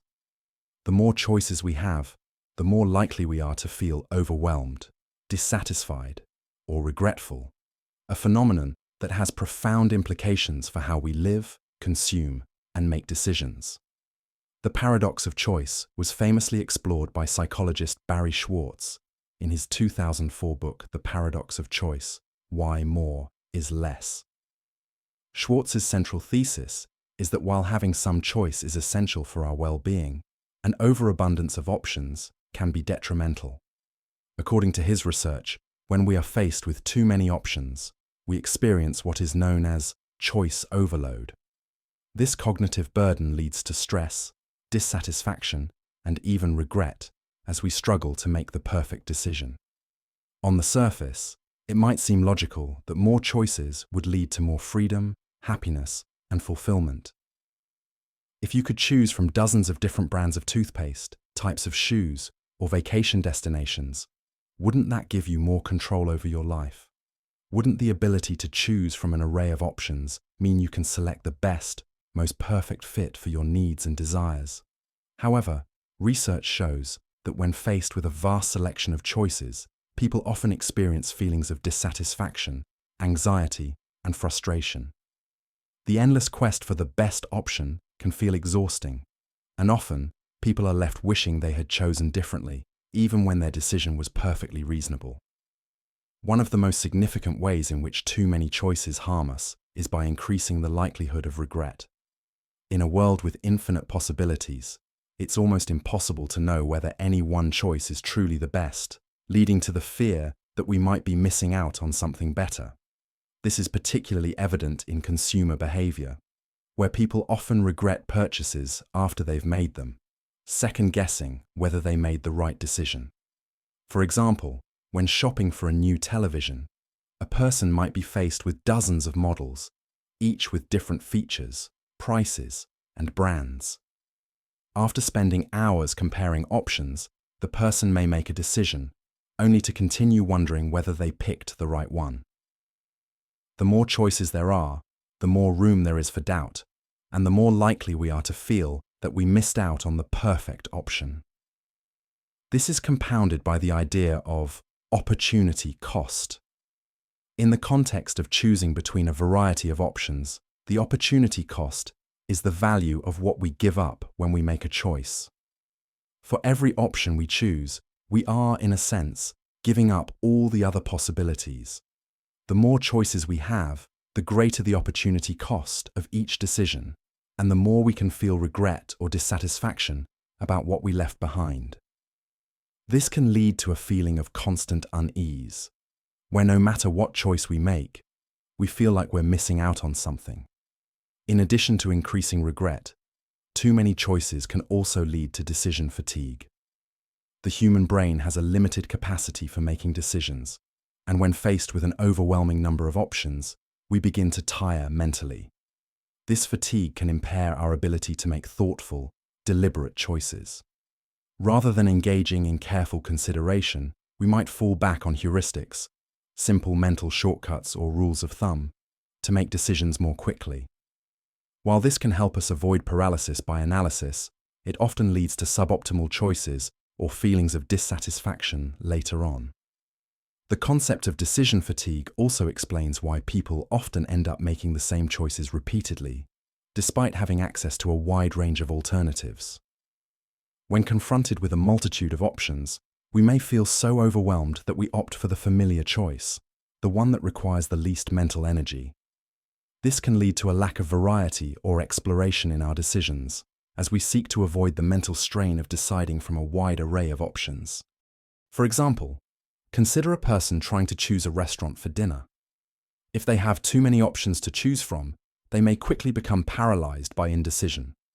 Instead of picking something new or adventurous, they might fall back on an old standby, perhaps their favorite pizza place or the sushi restaurant they always go to. In this way, having more choices doesn't necessarily lead to better experiences. Instead, it can make us more likely to choose the same things over and over again, out of convenience or the avoidance of mental overload. Moreover, having too many options can also lead to a diminished sense of satisfaction with the choices we do make. In a study conducted by psychologists Sheena Iyengar and Mark Lepper, participants were asked to sample different types of jam in a grocery store. Some customers were offered 6 options, while others were offered 24. The participants who were given 6 options were more likely to make a purchase, and they reported greater satisfaction with their decision. In contrast, those who were given 24 options experienced higher levels of dissatisfaction, despite the fact that they had more choices. This finding demonstrates a key point of the paradox of choice. More options do not necessarily lead to greater happiness. In fact, they often make us feel less content with the decisions we make. The paradox of choice can also impact our relationships and overall well-being. In modern society, the abundance of romantic options, thanks to dating apps and social media, can lead to feelings of dissatisfaction or insecurity. With so many potential partners to choose from, people may find it difficult to commit to one person, fearing that there might be someone better out there. This leads to a phenomenon called choice overload in relationships, where individuals constantly question their choices and experience dissatisfaction even when they have made a good decision. The paradox of choice is not limited to consumer decisions or romantic relationships. It extends to all aspects of our lives. Career choices, for instance, can also be paralyzed by the sheer number of available options. With the rise of the gig economy and remote work, people now have more career paths available to them than ever before. While this may seem like a positive development, it can also lead to feelings of uncertainty and anxiety as individuals struggle to decide which path to pursue. The abundance of options can make it more difficult to commit to one direction, leading to indecision and the fear that another choice might have been more fulfilling. At its core, the paradox of choice suggests that a balance must be struck between having enough options to allow for personal agency and having too many options, which leads to decision paralysis and dissatisfaction. This idea resonates with the concept of satisficing, a decision-making strategy introduced by psychologist Herbert Simon. Rather than striving to find the perfect choice, satisficing involves choosing an option that is good enough. This approach can alleviate the mental strain associated with making decisions, allowing individuals to feel satisfied with their choices without becoming overwhelmed by the quest for perfection. In conclusion, the paradox of choice reveals that while we often believe more options lead to greater freedom and satisfaction, the opposite is true. Too many choices can lead to decision fatigue, regret, anxiety, and ultimately less happiness. The more options we have, the more we may find ourselves dissatisfied with our decisions, second-guessing ourselves, and wondering if there was a better choice out there. By recognizing the limits of our decision-making capacity and embracing the concept of satisficing, we can free ourselves from the overwhelming burden of too many options and cultivate greater contentment with the choices we make. Sometimes, less really is more. The Stockdale Paradox. Finding strength in adversity. In life, we all face challenges. Some are minor inconveniences, while others are deeply troubling, testing the limits of our resilience and pushing us to the brink of despair. The ability to persevere through difficult times is essential, not just for survival, but for growth. One profound concept that speaks to this resilience is the Stockdale Paradox, named after Admiral James Stockdale, a Vietnam War prisoner of war, POW, who found a way to survive the unimaginable horrors of captivity. His experiences and insights provide a crucial lesson on how to navigate adversity in our own lives. The Stockdale paradox centers around the balance between two seemingly contradictory truths. One must maintain unwavering faith that they will prevail in the end, while also confronting the brutal facts of their current situation. It's about staying realistic about the challenges at hand while refusing to lose hope for the future. This paradox has become a powerful tool in understanding how to thrive during adversity, not simply survive. James Stockdale was shot down over North Vietnam in 1965 while flying a fighter jet. He was captured and spent over 7 years in a North Vietnamese prison, enduring severe torture, isolation, and deprivation. In interviews, Stockdale reflected on his time as a POW and shared his perspective on how he survived such a harrowing experience. One of the most profound lessons he offered was his philosophy on the importance of maintaining both faith and realism during times of hardship. At first glance, the idea of holding both hope and despair simultaneously might seem paradoxical. After all, if you're in a dire situation, wouldn't it be natural to lose hope? The Stockdale paradox acknowledges this instinct, but it challenges us to confront adversity differently. While many might succumb to despair in the face of hardship, Stockdale's mindset was to hold on to the belief that, in the end, he would be free, while also accepting that the journey to freedom could be long, painful, and uncertain. Stockdale's words on the matter are often quoted: "You must never confuse faith that you will prevail in the end, which you can never afford to lose, with the discipline to confront the most brutal facts of your current reality, whatever they might be." This insight reveals the dual nature of the paradox. It's easy to remain optimistic when things are going well, but true resilience comes from maintaining hope even when the situation is dire. The key to surviving and thriving through adversity is to accept the painful reality of the moment without allowing it to break your spirit. The psychological strength that Stockdale demonstrated during his imprisonment is a profound example of the human ability to endure, even when faced with overwhelming challenges. He didn't allow himself to be broken by the brutality of his captors, nor did he delude himself into thinking his situation would improve overnight. Instead, he chose to live with both the acknowledgement of his suffering and the unshakable belief that he would one day be free.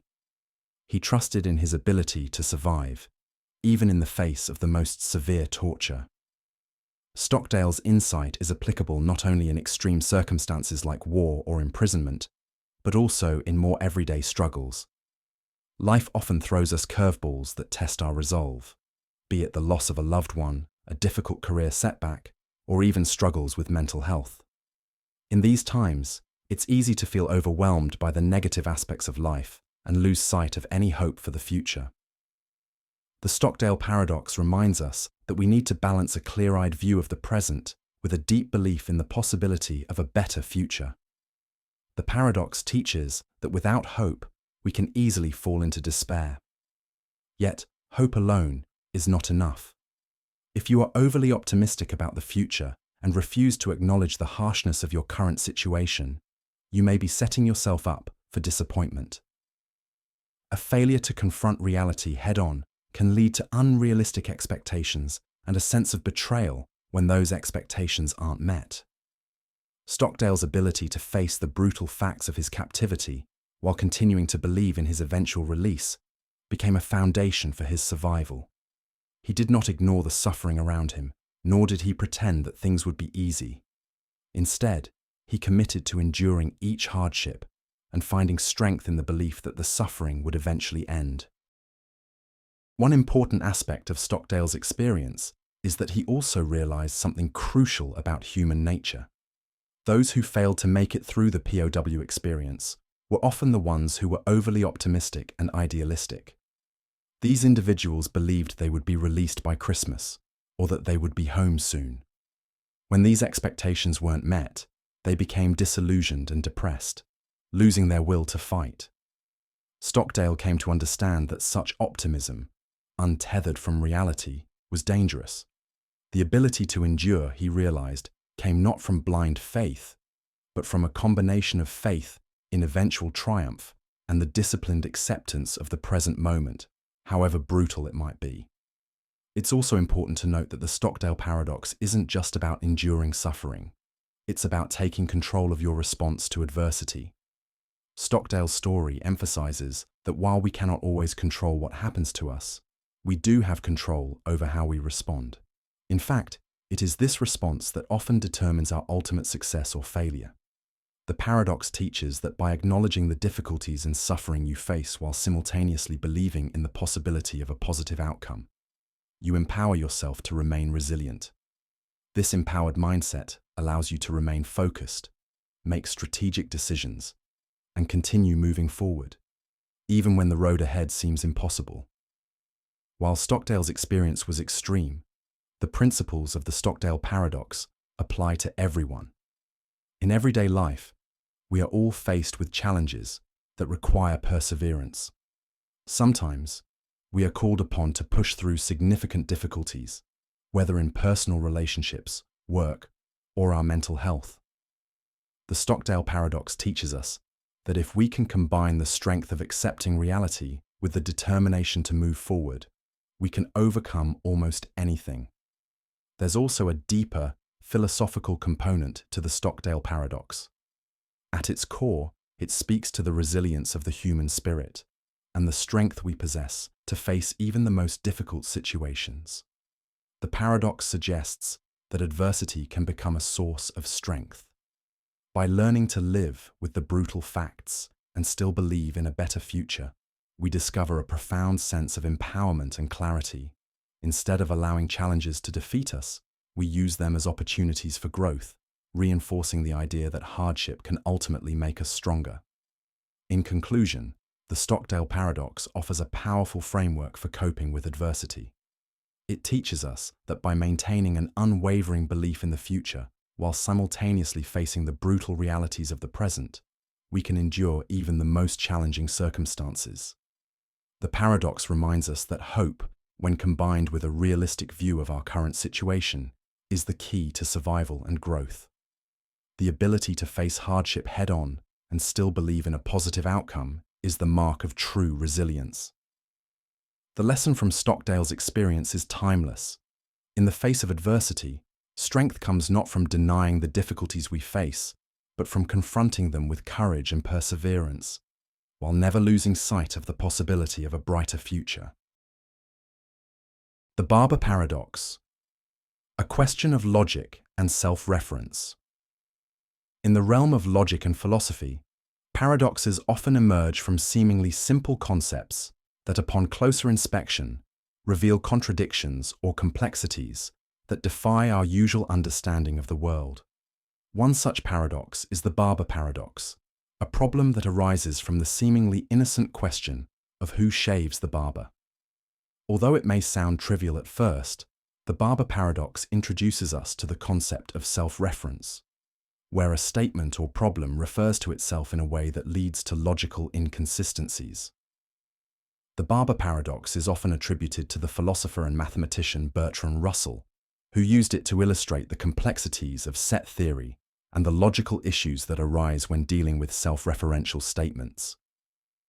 To understand the paradox fully, let's first break down the problem as it was originally presented. Imagine a small town with a barber who shaves everyone who does not shave themselves, and only those who do not shave themselves. The question then becomes, who shaves the barber? If the barber shaves himself, then according to the rule, he must not shave himself, because he only shaves those who do not shave themselves. On the other hand, if the barber does not shave himself, then by the rule, he must shave himself, because he shaves everyone who does not shave themselves. This creates a paradox. If the barber shaves himself, he cannot, and if he does not, he must. At first glance, the Barber paradox may seem like a simple riddle or wordplay, but it actually exposes deeper issues in logic and set theory, particularly the problems that arise when dealing with sets that include themselves as members. This type of paradox is known as a self-referential paradox, where the statement or condition being discussed is defined in such a way that it ends up referring to itself in a contradictory manner. The Barber paradox is closely related to Russell's paradox, which arose from an attempt to define sets in a way that led to contradictions. In set theory, a set is typically defined as a collection of objects that share a common property. For example, you might have a set of all even numbers or a set of all red cars. However, problems arise when you attempt to define a set that includes itself as a member. Russell's paradox illustrates this issue by considering the set of all sets that do not contain themselves. If such a set exists, does it contain itself? If it does, then it doesn't. And if it doesn't, then it must contain itself. This creates a logical contradiction, similar to the Barber paradox. The Barber paradox and Russell's paradox both highlight the dangers of self-reference in logic. In the case of the Barber, we are presented with a situation where the Barber's relationship to himself creates a logical loop that cannot be resolved. This loop is not just a quirky feature of the problem, it is a fundamental issue in the way we think about sets and logic. The paradox demonstrates that certain types of self-referential conditions cannot be coherently defined within classical logic. To better understand the Barber paradox, it is helpful to explore the concept of self-reference in more detail. Self-reference occurs when something refers to itself in a way that causes a contradiction or confusion. The classic example of self-reference is the liar paradox, where a statement such as, "This statement is false," leads to a contradiction.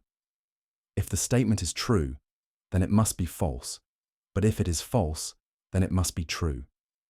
This creates a loop that cannot be resolved, similar to the paradox created by the Barber's shaving rules.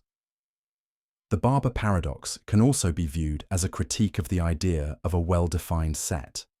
In mathematics and logic, a set is typically defined by a specific property that all of its members share. However, when we try to define a set that includes or excludes itself, we run into contradictions. The Barber paradox is an example of how the rules that govern sets can break down when we allow self-reference to enter the picture.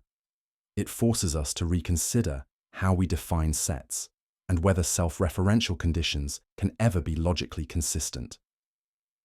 One important lesson from the Barber paradox is the need for careful definitions when dealing with sets and logical systems.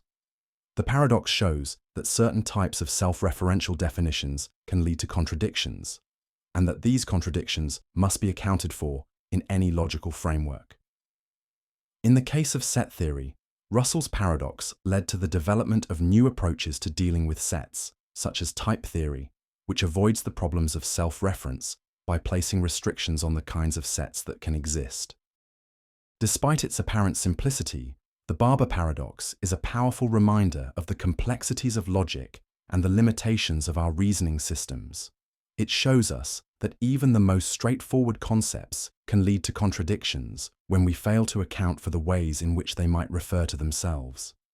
In this sense, the Barber paradox is not just a problem in logic, but a cautionary tale about the limits of human understanding and the challenges we face when trying to create systems that are both comprehensive and internally consistent. The Barber paradox also has broader implications beyond the realm of logic and mathematics. It raises questions about how we define rules and categories in our everyday lives. In the same way that the Barber's shaving rules create a paradox, we may encounter situations in which our own systems of rules or classifications lead to contradictions or confusion. For example, consider the concept of a perfect solution. In many areas of life, we strive for perfection, but the very idea of perfection is often self-contradictory, as it implies that something is both flawless and complete, which may not always be achievable. In this sense, the Barber paradox challenges us to think more critically about the rules and definitions we use to structure our understanding of the world. Ultimately, the Barber paradox is a fascinating example of the complexities of logic, self-reference, and set theory. It reveals how our attempts to define and categorize things can lead to contradictions when we don't carefully consider the implications of those definitions. While it may seem like a simple riddle, the Barber paradox exposes fundamental issues in our logical systems and forces us to confront the limits of human reasoning. By understanding and grappling with paradoxes like the Barber paradox, we can gain a deeper appreciation for the complexities of logic and the challenges of building coherent, self-consistent systems. The infinite regress paradox, never-ending questions. One of the most intriguing and frustrating aspects of philosophy, logic, and even everyday reasoning is the concept of infinite regress. Imagine a situation where you are searching for the answer to a question, but every answer only leads to another question, creating an endless loop of inquiry. This phenomenon, known as infinite regress, is a paradox that challenges our ability to understand the world in a coherent, finite way. It forces us to grapple with questions about the nature of knowledge, causality, and the limitations of human reasoning. But what exactly is infinite regress, and why is it so problematic? At its core, infinite regress refers to a chain of reasoning or explanation that goes back infinitely without ever arriving at a fundamental or satisfactory answer.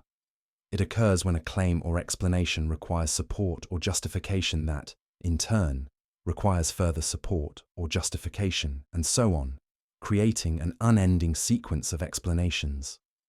The problem with infinite regress is that it prevents us from ever reaching a final, stable point of understanding, leaving us in a constant state of uncertainty and questioning. This paradox has plagued philosophers and thinkers for centuries, and while it may sound like an abstract or theoretical issue, it has profound implications for how we think about knowledge and reality. The concept of infinite regress can be best understood through examples. One of the simplest and most accessible illustrations is the question of what caused the universe to exist. If we ask, what caused the universe? We might receive an answer like, the Big Bang caused the universe. But this answer raises further questions. What caused the Big Bang? Was there a cause before the Big Bang? As we continue to ask these questions, we find ourselves in an infinite chain of causes, with no ultimate beginning or end. If every cause requires another cause, then there is no foundational explanation for why the universe exists in the first place. This kind of regress is often described as a problem because it denies us the possibility of reaching an ultimate explanation or first cause. Infinite regress also appears in discussions about the nature of knowledge and justification. In epistemology, the branch of philosophy concerned with the theory of knowledge, the problem of infinite regress comes up when we consider the justification for our beliefs. Imagine you claim to know something. Let's say you know that the Earth orbits the Sun. To justify this claim, you might point to evidence or scientific reasoning. However, what justifies that evidence? You might refer to other evidence or principles that support it, but then you must ask what justifies that evidence, and so on. If every justification requires another justification, then we are left with an endless chain of reasons that never reaches a foundational truth. This is the problem of epistemic infinite regress, and it challenges our understanding of what it means to know something for certain. The challenge posed by infinite regress is not just limited to abstract philosophical discussions, it also has real-world implications in various fields of study, including science, law, and ethics. For instance, in the legal system, infinite regress can arise when trying to establish the truth in a case. If every claim made by a witness or expert requires further evidence to support it, and every piece of evidence requires additional corroboration, we may never arrive at a definitive conclusion. In science, the quest for ultimate explanations of natural phenomena often leads to infinite regress, especially when examining the origins of the universe or the nature of time and space. The paradox can make it seem as though we are trapped in a never-ending cycle of questioning, with no real answers in sight. To illustrate the paradox further, consider the following example from ethics. Suppose you are deciding whether to take a certain action, such as donating to charity. You might ask yourself why you should donate. One answer could be that donating helps people in need. But why should you help people in need? Perhaps because it is morally right to alleviate suffering. But why is it morally right? The answers could continue indefinitely, with each justification leading to another justification. In this scenario, the infinite regress paradox emerges because we never arrive at a final, irrefutable moral principle. Instead, we are caught in an endless loop of reasoning, where each answer merely leads to another question.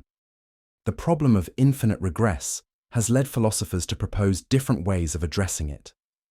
One common response is to posit a first cause or foundational principle that does not itself require further justification. This idea is central to many religious and metaphysical systems, where a divine being or fundamental law of nature is believed to be the ultimate cause or explanation for everything else. In this view, the chain of causes and justifications may go on indefinitely, but it ultimately rests on a grounding principle that is not subject to infinite regress. For example, in the cosmological argument for the existence of God, the idea is that the universe must have been caused by a first, uncaused cause, which itself does not require further explanation. By positing a first cause, philosophers seek to break the infinite chain of reasoning and provide a final, stable foundation for understanding. Another way of addressing infinite regress is to accept that some explanations may not require an ultimate foundation. This is often referred to as coherentism in epistemology, where beliefs and justifications are seen as part of a mutually supportive network, rather than as needing a single, ultimate foundation. In this view, a belief is justified not because it rests on an unshakable base, but because it fits coherently with other beliefs and evidence in the system. This approach allows for an interconnected web of justifications that doesn't necessarily require a first cause or foundational truth. While coherentism does not eliminate the problem of infinite regress, it provides a way to navigate it without being trapped in an endless chain of justifications. Despite these solutions, the infinite regress paradox continues to be a challenging and perplexing issue in both philosophy and practical reasoning. The idea that every explanation leads to another explanation can make it difficult to find certainty or closure in our understanding of the world. It forces us to confront the limits of human knowledge and to question whether it is possible to truly arrive at a final, unassailable explanation for any of the fundamental questions we face. In conclusion, the infinite regress paradox is a powerful reminder of the complexities and limitations inherent in our quest for knowledge and understanding. Whether we are asking about the origins of the universe, the justification for our beliefs, or the nature of moral principles, we often find ourselves confronted with a never-ending series of questions. This paradox challenges our desire for finality and certainty, forcing us to acknowledge that some questions may never have definitive answers. Nevertheless, it also inspires us to think more deeply about the foundations of our knowledge and the ways in which we seek to make sense of the world. The infinite regress paradox, in all its frustrating complexity, continues to be a central issue in philosophy and reasoning, pushing us to reconsider the nature of knowledge, justification, and the very process of inquiry itself. The hedonism paradox, the paradox of pursuing pleasure. Hedonism, the philosophical theory that pleasure is the ultimate good and the primary goal of human life, has been a subject of intense debate for centuries. The idea seems simple and appealing. The pursuit of pleasure and the avoidance of pain are central to human happiness. Yet, paradoxically, this straightforward concept gives rise to a deep and perplexing paradox, one that challenges our understanding of what it means to live a good life and what truly leads to happiness. The hedonism paradox arises from the observation that the more one directly seeks pleasure, the more elusive it becomes. In trying to maximize pleasure, we often find ourselves dissatisfied, frustrated, or even unhappy. How can the pursuit of pleasure, which seems like an obvious path to happiness, lead to a sense of emptiness or disillusionment? This paradox lies at the heart of hedonism and offers important insights into the nature of human desire, fulfillment, and well-being. The paradox itself can be understood by examining the inherent tension in the idea of pursuing pleasure as the ultimate goal of life. On one hand, it makes sense to believe that pleasure is desirable. Who wouldn't want to experience happiness, joy, and satisfaction in life? The idea that pleasure is the key to human flourishing has roots in ancient Greek philosophy, particularly in the teachings of philosophers like Epicurus. Epicurus argued that the pursuit of pleasure, when done wisely, leads to the greatest good. However, he also emphasized that not all pleasures are equal, and that some pleasures can lead to pain or suffering in the long run. Thus, the goal is not to pursue pleasure recklessly, but to seek it in a way that promotes long-term well-being and contentment. Despite Epicurus's emphasis on wisdom and moderation, the hedonism paradox emerges when we consider the modern interpretation of hedonism, which often equates pleasure with immediate gratification. In a world driven by consumerism, instant access to entertainment, and the constant pursuit of comfort, pleasure becomes something we chase after without much thought for its long-term consequences. This is where the paradox deepens. The more we seek immediate pleasures, the more fleeting and unsatisfying they often become. The pursuit of pleasure can lead to a kind of exhaustion, where the initial joy we derive from indulging in a pleasurable activity fades quickly, leaving us wanting more. This cycle of seeking pleasure and finding it unsatisfying is at the heart of the hedonism paradox. To better understand this paradox, consider the example of hedonistic consumption. In today's world, we have an abundance of material goods, entertainment options, and experiences at our fingertips. We might think that indulging in these pleasures will lead to happiness. A luxurious vacation, a new car, or a delicious meal might bring joy in the moment. But how long does that joy last? Soon, we find ourselves desiring more vacation days, more possessions, more indulgence. The pleasure of the initial experience fades, and we are left feeling unsatisfied or even empty. This is the paradox. The very pursuit of pleasure, especially when it is sought after as an end in itself, leads to dissatisfaction and a sense of longing. The more we chase after pleasure, the less content we become with it. This paradox can also be illustrated by examining the relationship between pleasure and desire. In many cases, our desires for pleasure are never fully satisfied. Even when we achieve what we think will bring us happiness, we often find that it is not enough. This phenomenon is known as the hedonic treadmill, or hedonic adaptation, which refers to the tendency for people to quickly return to a baseline level of happiness after experiencing positive or negative events. The more we acquire or experience, the more our desires shift, and the less satisfying our pleasures become.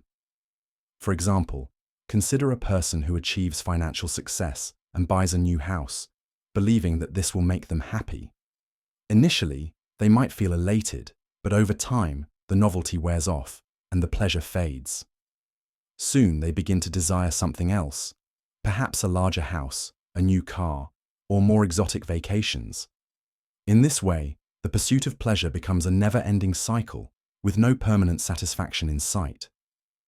The hedonism paradox also brings into question the value of pleasure itself. If pleasure is the ultimate good, then why does it often lead to disappointment or disillusionment? One explanation is that pleasure, in and of itself, is not sufficient for a meaningful or fulfilling life. Pleasure is often seen as a transient and fleeting experience, something that comes and goes. While pleasure can be enjoyable in the moment, it may not provide the lasting sense of fulfillment that we seek in life. True happiness or well-being may involve more than just the pursuit of pleasure. It may require a deeper sense of purpose, connection, or meaning. Philosophers like Immanuel Kant and John Stuart Mill have argued that there is more to a good life than the pursuit of pleasure alone. For Kant, moral worth and fulfillment come from acting in accordance with reason and duty, rather than simply seeking pleasure. Mill, on the other hand, distinguished between higher and lower pleasures, arguing that intellectual and moral pleasures are far more valuable than physical pleasures.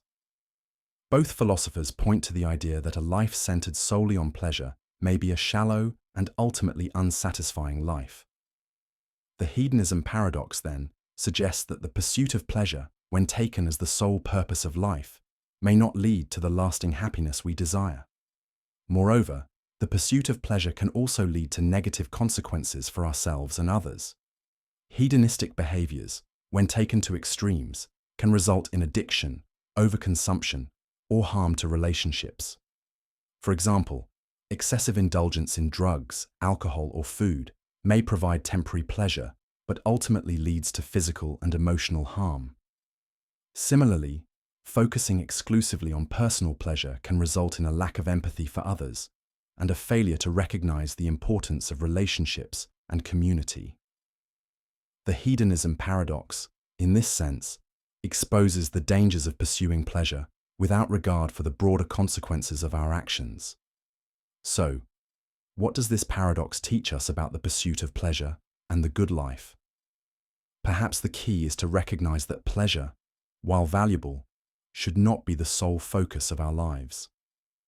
Instead, we might consider that true happiness and fulfillment arise from a balance between pleasure and other important values, such as meaning, purpose, and relationships. Pursuing pleasure in moderation and for the right reasons, such as to enhance our well-being and connect with others, can lead to a more satisfying and rewarding life.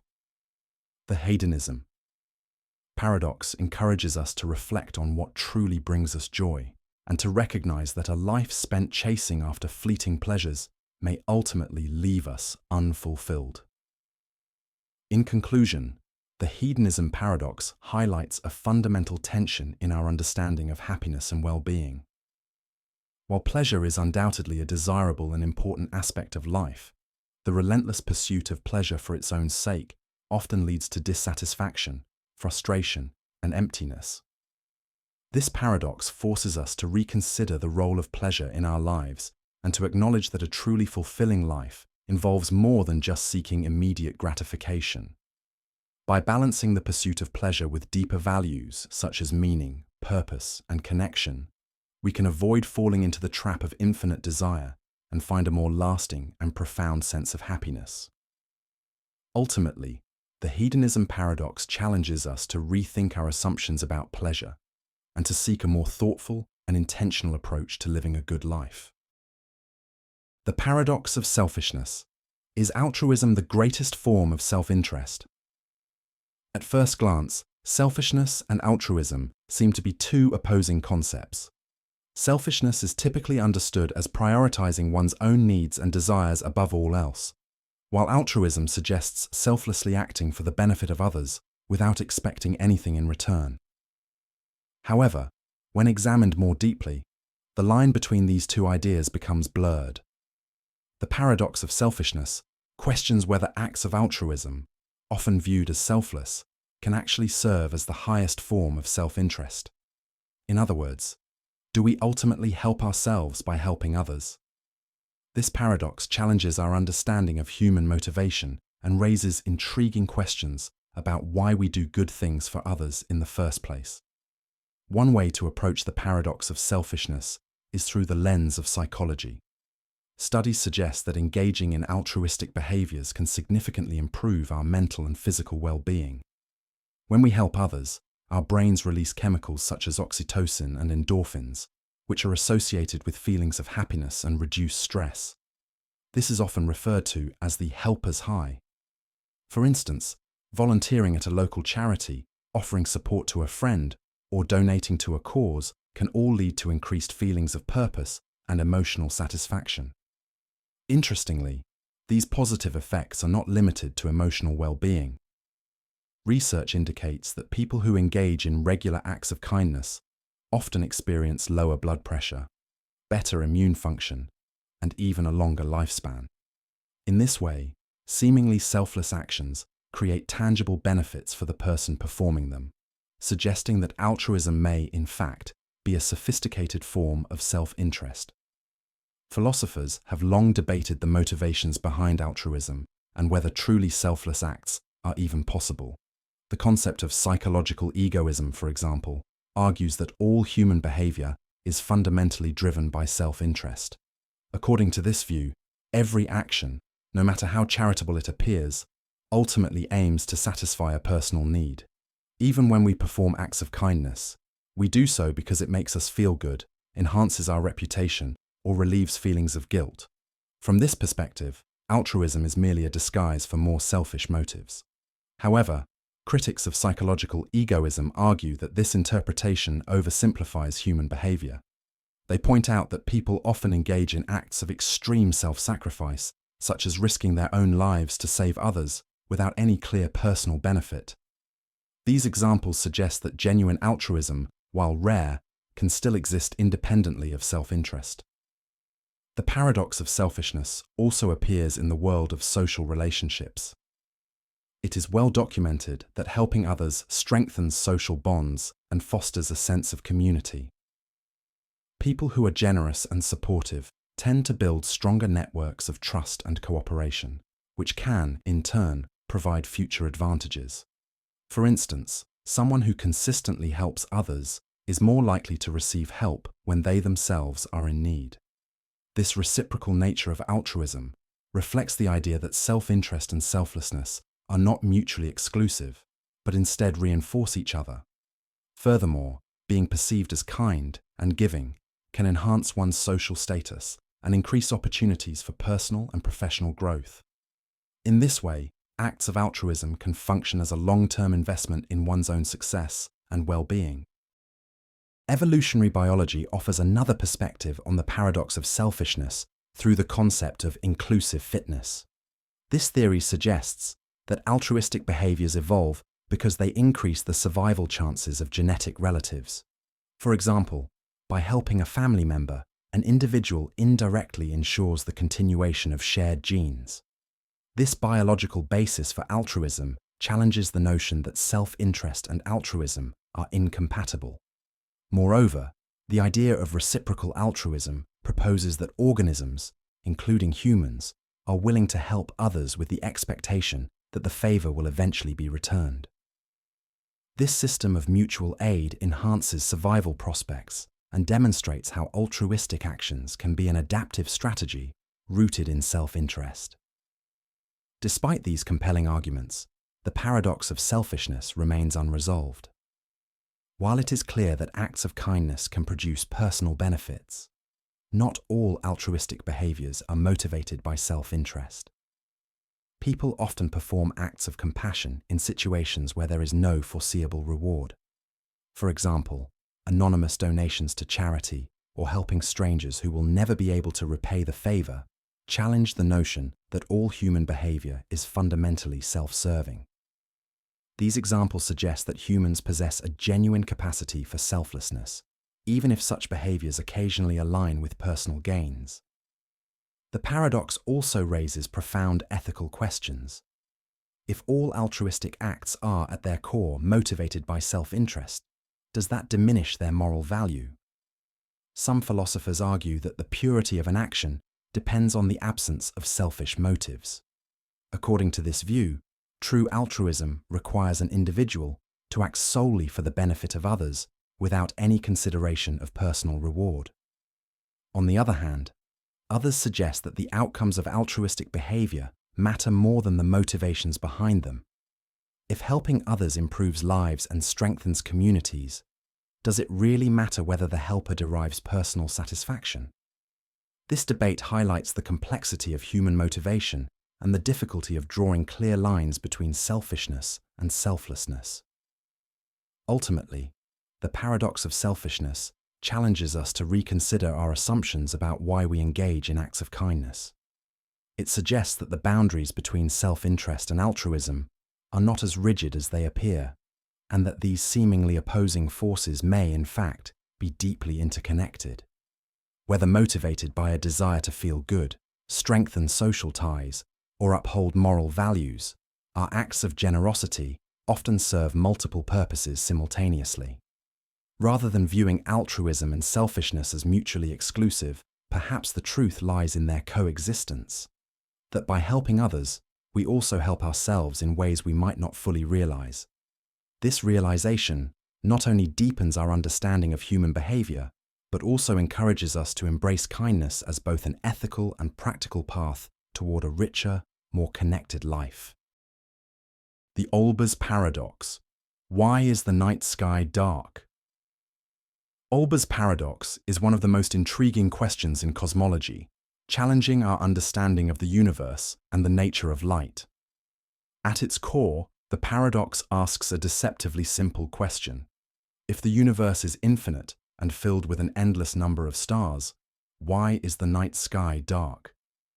This question, first formally articulated by the German astronomer Heinrich Wilhelm Olbers in 1823, reveals a profound contradiction between what we might expect in an infinite universe and what we actually observe. If there are stars in every direction, shouldn't the sky be as bright as the sun? And yet, when we gaze into the night sky, we are met with vast expanses of darkness, punctuated by distant stars. The paradox forces us to rethink our assumptions about the structure, age, and nature of the cosmos. To understand the paradox, let's imagine an infinite and static universe where stars are evenly distributed. In such a scenario, every line of sight should eventually end at the surface of a star. This means that no matter where we look, our view should be filled with starlight, making the entire sky bright rather than dark. This idea is grounded in basic geometry and the concept of an infinite universe. If there are endless stars, there should be no gaps of darkness. The brightness of distant stars might be weaker due to the inverse square law, which states that light intensity decreases with the square of the distance. However, in an infinite universe, the number of stars increases proportionally to the square of the distance, balancing out the decrease in brightness. Thus, the sky should theoretically be a brilliant canvas of light, not the dark expanse we observe. The solution to Olbers' paradox requires us to reconsider our assumptions about the universe. One key assumption is that the universe is both eternal and static. Modern cosmology, however, tells us otherwise. The Big Bang theory provides the most widely accepted explanation for the origin and evolution of the universe. According to this model, the universe is not infinite in age.